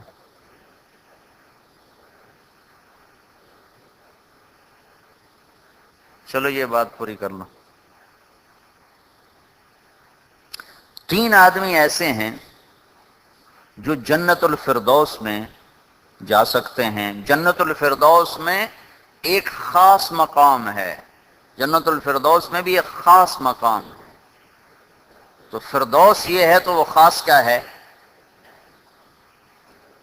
الامام العادل، عدل کرنے والا قاضی، عدل کرنے والا بادشاہ، عدل کرنے والا ڈی سی او، عدل کرنے والا ڈی پی او، عدل کرنے والا تھانے دار، عدل کرنے والا پٹواری، جس کے ہاتھ میں عدل حقوق کا قلم ہے، جس کے ہاتھ میں حقوق کا قلم ہے، صرف سول جج سیشن جج نہیں، جس کے ہاتھ میں حقوق کا، پٹواری کے پاس بھی کتنا بڑا حقوق کے قلم ہے.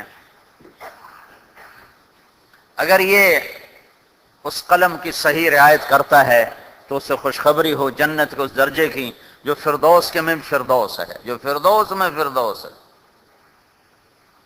دوسرا کون ہوگا؟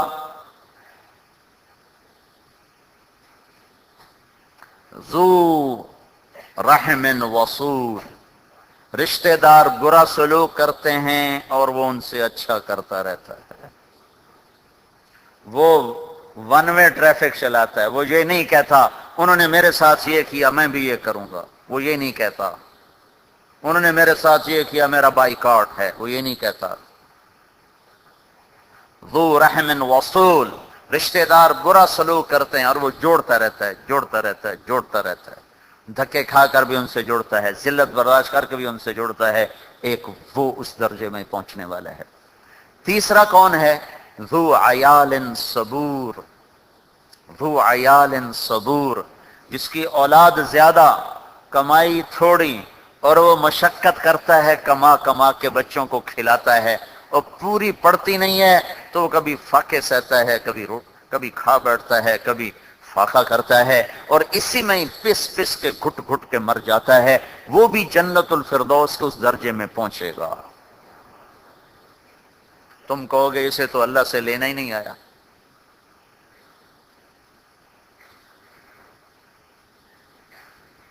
تو امت سے جو یقین کا درجہ مطلوب ہے وہ اسباب کی رعایت کرنا، حلال طریقے سے، حرام سے بچنا. جتنا حرام چل رہا ہے یہ غلط یقین کی وجہ سے چل رہا ہے.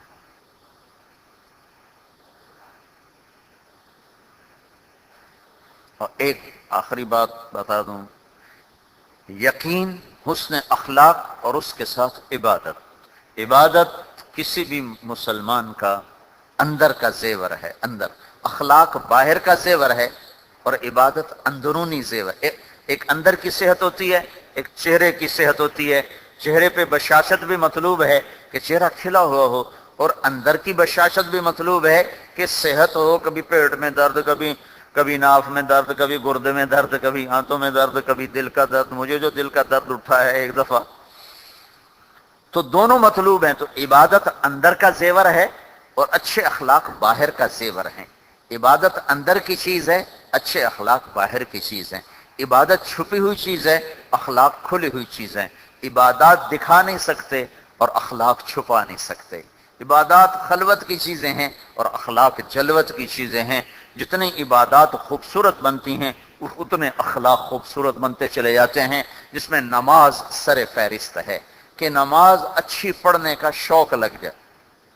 گاڑی اچھی ہو، گھر اچھا ہو، کپڑا اچھا ہو، ویسٹ کوٹ اچھا ہو، جرسی اچھی ہو، چادر اچھی ہو، یہ شوق تو چڑھے ہوئے ہیں. میری نماز خوبصورت ہو، میری نماز بس اچھی ہو. عبادات، نماز، روزہ بھی، حج بھی، زکوٰۃ بھی، ذکر بھی، تلاوت بھی، دعا بھی، یہ سب عبادات ہیں. لیکن ان تمام میں نماز سر فہرست ہے. کہ نماز خوبصورت پڑھنے کا شوق لگ جائے کہ نماز سے بڑھ کر عبادت کوئی نہیں ہے اور سجدے سے بڑھ کر کوئی قرب والی شے کوئی نہیں. تو اب عبداللہ بن عباس کی صحیح روایت ہے کہ آپ نے اپنے رب کو دیکھا، اپنے رب کا دیدار کیا. حضرت عائشہ رضی اللہ تعالیٰ عنہ انکار کرتی ہیں، وہ بھی صحیح روایت ہے، ہم حضرت ابن عباس کی روایت لیتے ہیں، صحیح روایت ہے، صحیح کہ آپ نے رب کا دیدار کیا اور یہی ہونا چاہیے۔ کتنی دور جو بلایا تو پردے کے پیچھے بیٹھے گا؟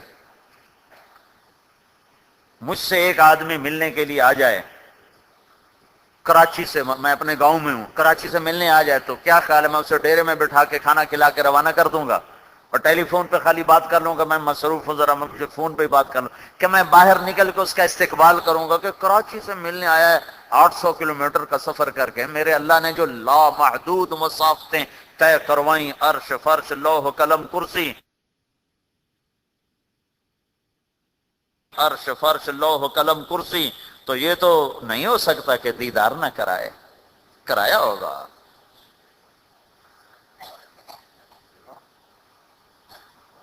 تو کتنا بڑا سینہ ہے کہ اللہ کی تجلیات کو برداشت کرنا، اللہ اکبر ہے۔ اور یہی سینہ کیسے زخمی ہوا ہے؟ مکے والوں نے پتھر مارے، مکے والوں نے تلواروں کے وار کیے، پتھروں سے نیزوں سے زخمی کیا، طائف والوں نے پتھر مار مار لہو لہان کیا۔ طائف والے جب آئے کلمہ پڑھنے تو آپ نے ان کا استقبال کیا، طائف والے کلمہ پڑھنے آئے تو آپ نے ان کا استقبال کیا۔ 3 میل پتھر کھائے اور بے ہوش ہو کے گرے ہیں، 3 میل پتھر کھائے بے ہوش ہو کے گرے ہیں، آپ نے ان کا استقبال کیا، ان کے ساتھ بیٹھ کے کھانے کھائے، ان کو کھانے کھلائے، ان کے ساتھ بیٹھ کے کھانے کھائے، اور ان کی سخت شرطوں کو بھی مانا، کہ جہاد نہیں کریں گے کلمہ پڑھتے ہیں، کہ نہ کرو، کہ زکوٰۃ نہیں دیں گے کلمہ پڑھتے ہیں، کہ نہ دو، کہ نماز نہیں پڑھتے کلمہ پڑھتے ہیں، کہ نہیں نماز پڑھنی پڑے گی، کہ اچھا چلو ٹھیک ہے نماز پڑھیں گے، نہ جہاد کریں گے، نہ زکوٰۃ دیں گے، کہ کوئی بات نہیں، نہ دو نہ دو، نہ کرو۔ تو صحابہ کہنے لگے بعد میں، یا رسول اللہ یا کیسے چھٹی دے رہے ہیں؟ کہ پکا تو ہونے دو پھر سارا کر لیں گے۔ یہ کتنا بڑا تبلیغ کا اصول نکلا ہے اس سے،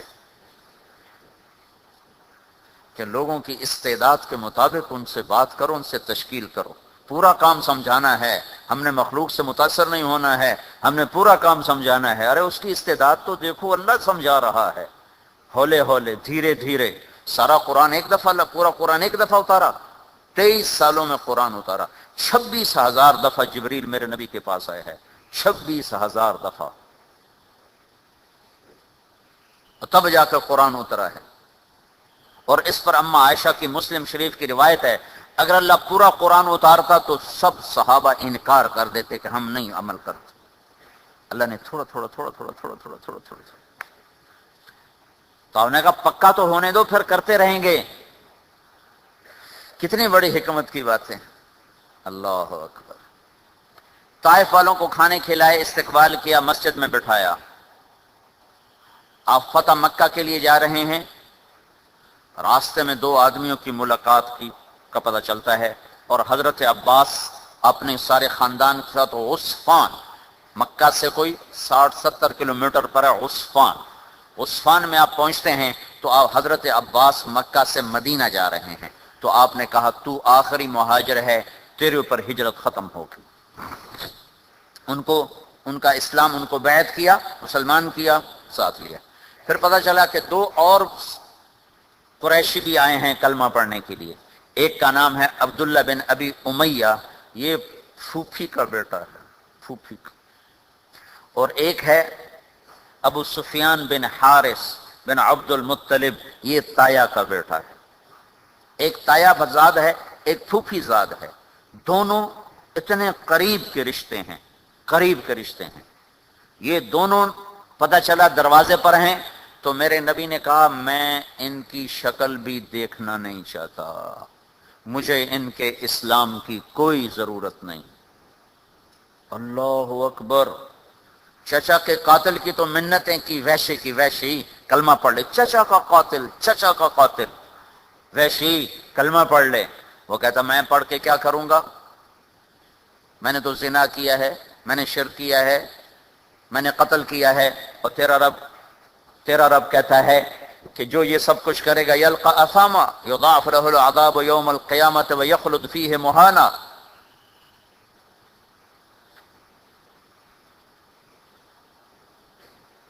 کہ جو یہ کام کرے گا، زنا کرے گا، شرک کرے گا، قتل کرے گا، وہ جہنم میں جائے گا، تو میرا کلمہ پڑھنے کا کیا فائدہ؟ تو اللہ کے نبی نے دوسری آیت پڑھ کے سنائی، نہیں نہیں، میرا رب یہ بھی کہتا ہے، میرا رب یہ بھی کہتا ہے، ان اللہ لا یغفر ان یشرک بہ ویغفر ما دون ذلک لمن یشاء، میرا رب شرک معاف نہیں کرتا، باقی ہر گناہ معاف کر دیتا ہے جس کا چاہتا ہے، جس کا چاہتا ہے۔ تو ویشی کہنے لگا جس کو چاہے معاف کرے، اور مجھے معاف نہ کیا تو میرا کلمہ پڑھنے کا کیا فائدہ؟ یہ کس سے مکالمے ہو رہے ہیں؟ چچا کے قاتل سے۔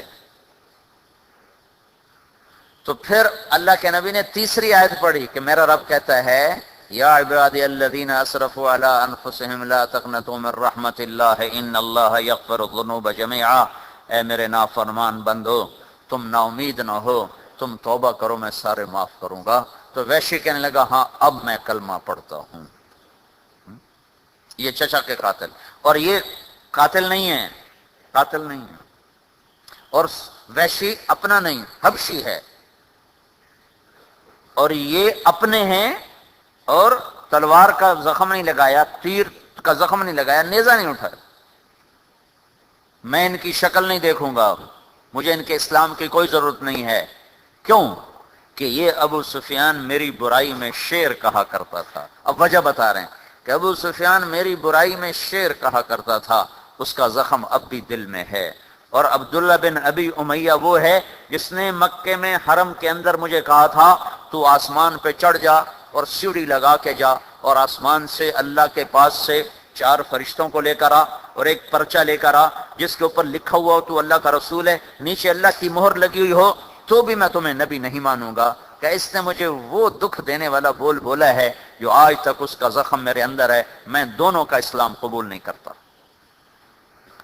تو یہاں بیچارہ مولوی کلیم کیا کرے گا اور طارق جمیل کیا کرے گا؟ اگر نشتر تم سارے توپوں کے فائر کھول دو کسی کی طرف، کسی کی بھی طرف، میں نے تمہیں آخری مثال دی ہے، آخری، کہ اس سے اوپر اور کوئی مثال نہیں ہے، وہ بھی زبان کے زخم سے زخمی بیٹھے ہوئے ہیں، وہ فرمانے لگے میں نہیں قبول کرتا۔ ہائے ہائے، حضرت ام سلمہ رضی اللہ تعالیٰ عنہا ہماری ماؤں میں سے ایک ماں ہیں، تاریخی کردار ہے ان کا، عجب عجب، 2 مقام پر، ایک یہاں اور ایک حدیبیہ کے مقام پر۔ جو لوگ بزرگوں کے قریب ہوتے ہیں وہی بزرگوں کی آنکھیں اور کان ہوتے ہیں، اور یہ اگر یہ غلط چل پڑیں تو یہ تباہی پھیلا دیتے، اگر یہ صحیح ہوں تو خیر کی بڑی بڑی شکلیں وجود میں آتی ہیں۔ یہ اگر منفی اخلاق والے ہو گئے اور منفی سوچوں والے ہو گئے تو انہوں نے بڑے بڑے نظام توڑ کے رکھ دیے۔ حضرت ام سلمہ رضی اللہ تعالیٰ عنہ نے جب دیکھا کہ دربار رسالت میں جلال ہے تو ایک رویہ یہ تھا کہ وہ کہتے ہیں یا رسول اللہ واقعی یہ ایسے ہیں، ان کے ساتھ ایسا ہی ہونا چاہیے، تو وہ ہلاک ہو گئے تھے، مارے گئے تھے، مارے گئے تھے۔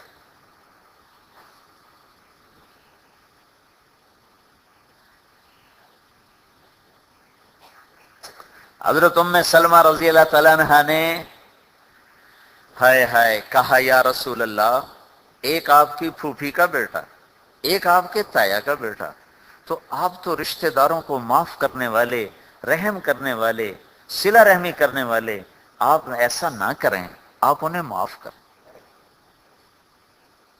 تو بس اس کے ساتھ ہی اللہ کے نبی ایک دم وہ طبیعت پہ وہ اثر زائل ہوا، تو آپ نے دونوں کو بلا کر انہیں بیعت کیا، ان کے اسلام کو قبول کیا۔ اگر ام سلمہ رضی اللہ تعالیٰ عنہ وہاں یہ کردار کر دیتی جو آج کل کے خدام مشائخ کے ساتھ رہنے والے کرتے ہیں تو وہ تباہ ہو جاتے۔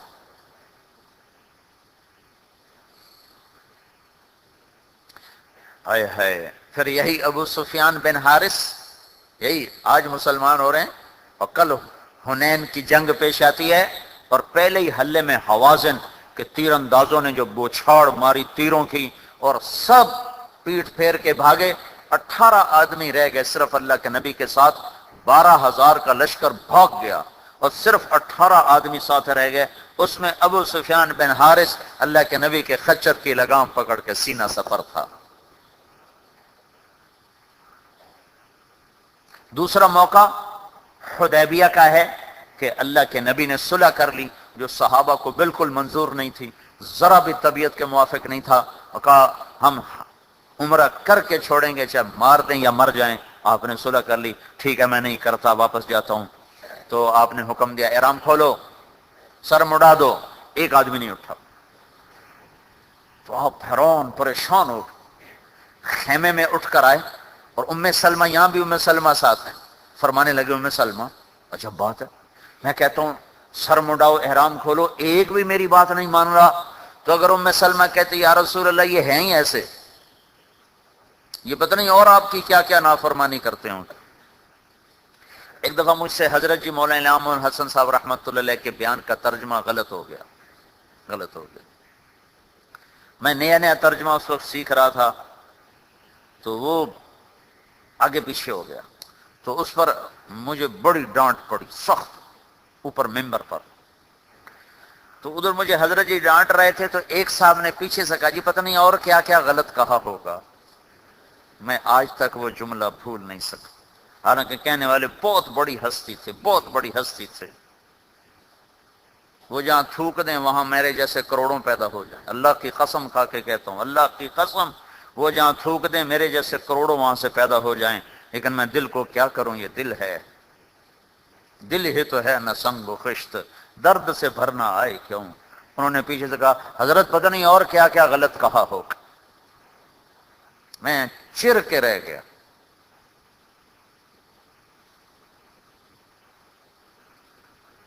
اور ایک آدمی نے مجھے تسلی دی، ان کا نام بتاتا ہوں، ابراہیم عبدالجبار صاحب رحمۃ اللہ علیہ، انہوں نے مجھے حوصلہ دیا، میں زندگی بھر ان کے گیت گاتا رہا۔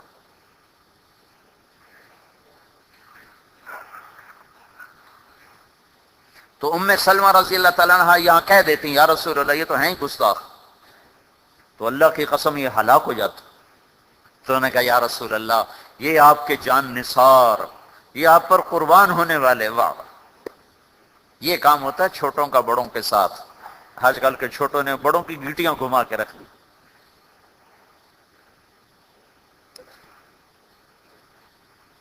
یا رسول اللہ یہ آپ کے جان نثار، انہیں صدمہ بہت ہے عمرہ نہ کرنے کا، ان کو سمجھ میں نہیں آ رہا آپ کیا کہہ رہے ہیں۔ آپ ایسا کریں، آپ باہر جائیں اور نائی کو بلا کر آپ اپنا بال سر مڈائیں، تو آپ کو دیکھ کے انشاءاللہ یہ سارے سر مڈائیں گے، یہ تو آپ کے جان قربان کرنے والے ہیں۔ ہم نے کہا ہاں اچھا۔ تو آپ باہر نکلے تو آپ نے بلایا نائی، آپ کے نائی تھے معمر بن عبداللہ رضی اللہ تعالیٰ عنہ، یہ آپ کے نائی کا کام کرتے تھے۔ آپ نے نائی کو بلوایا،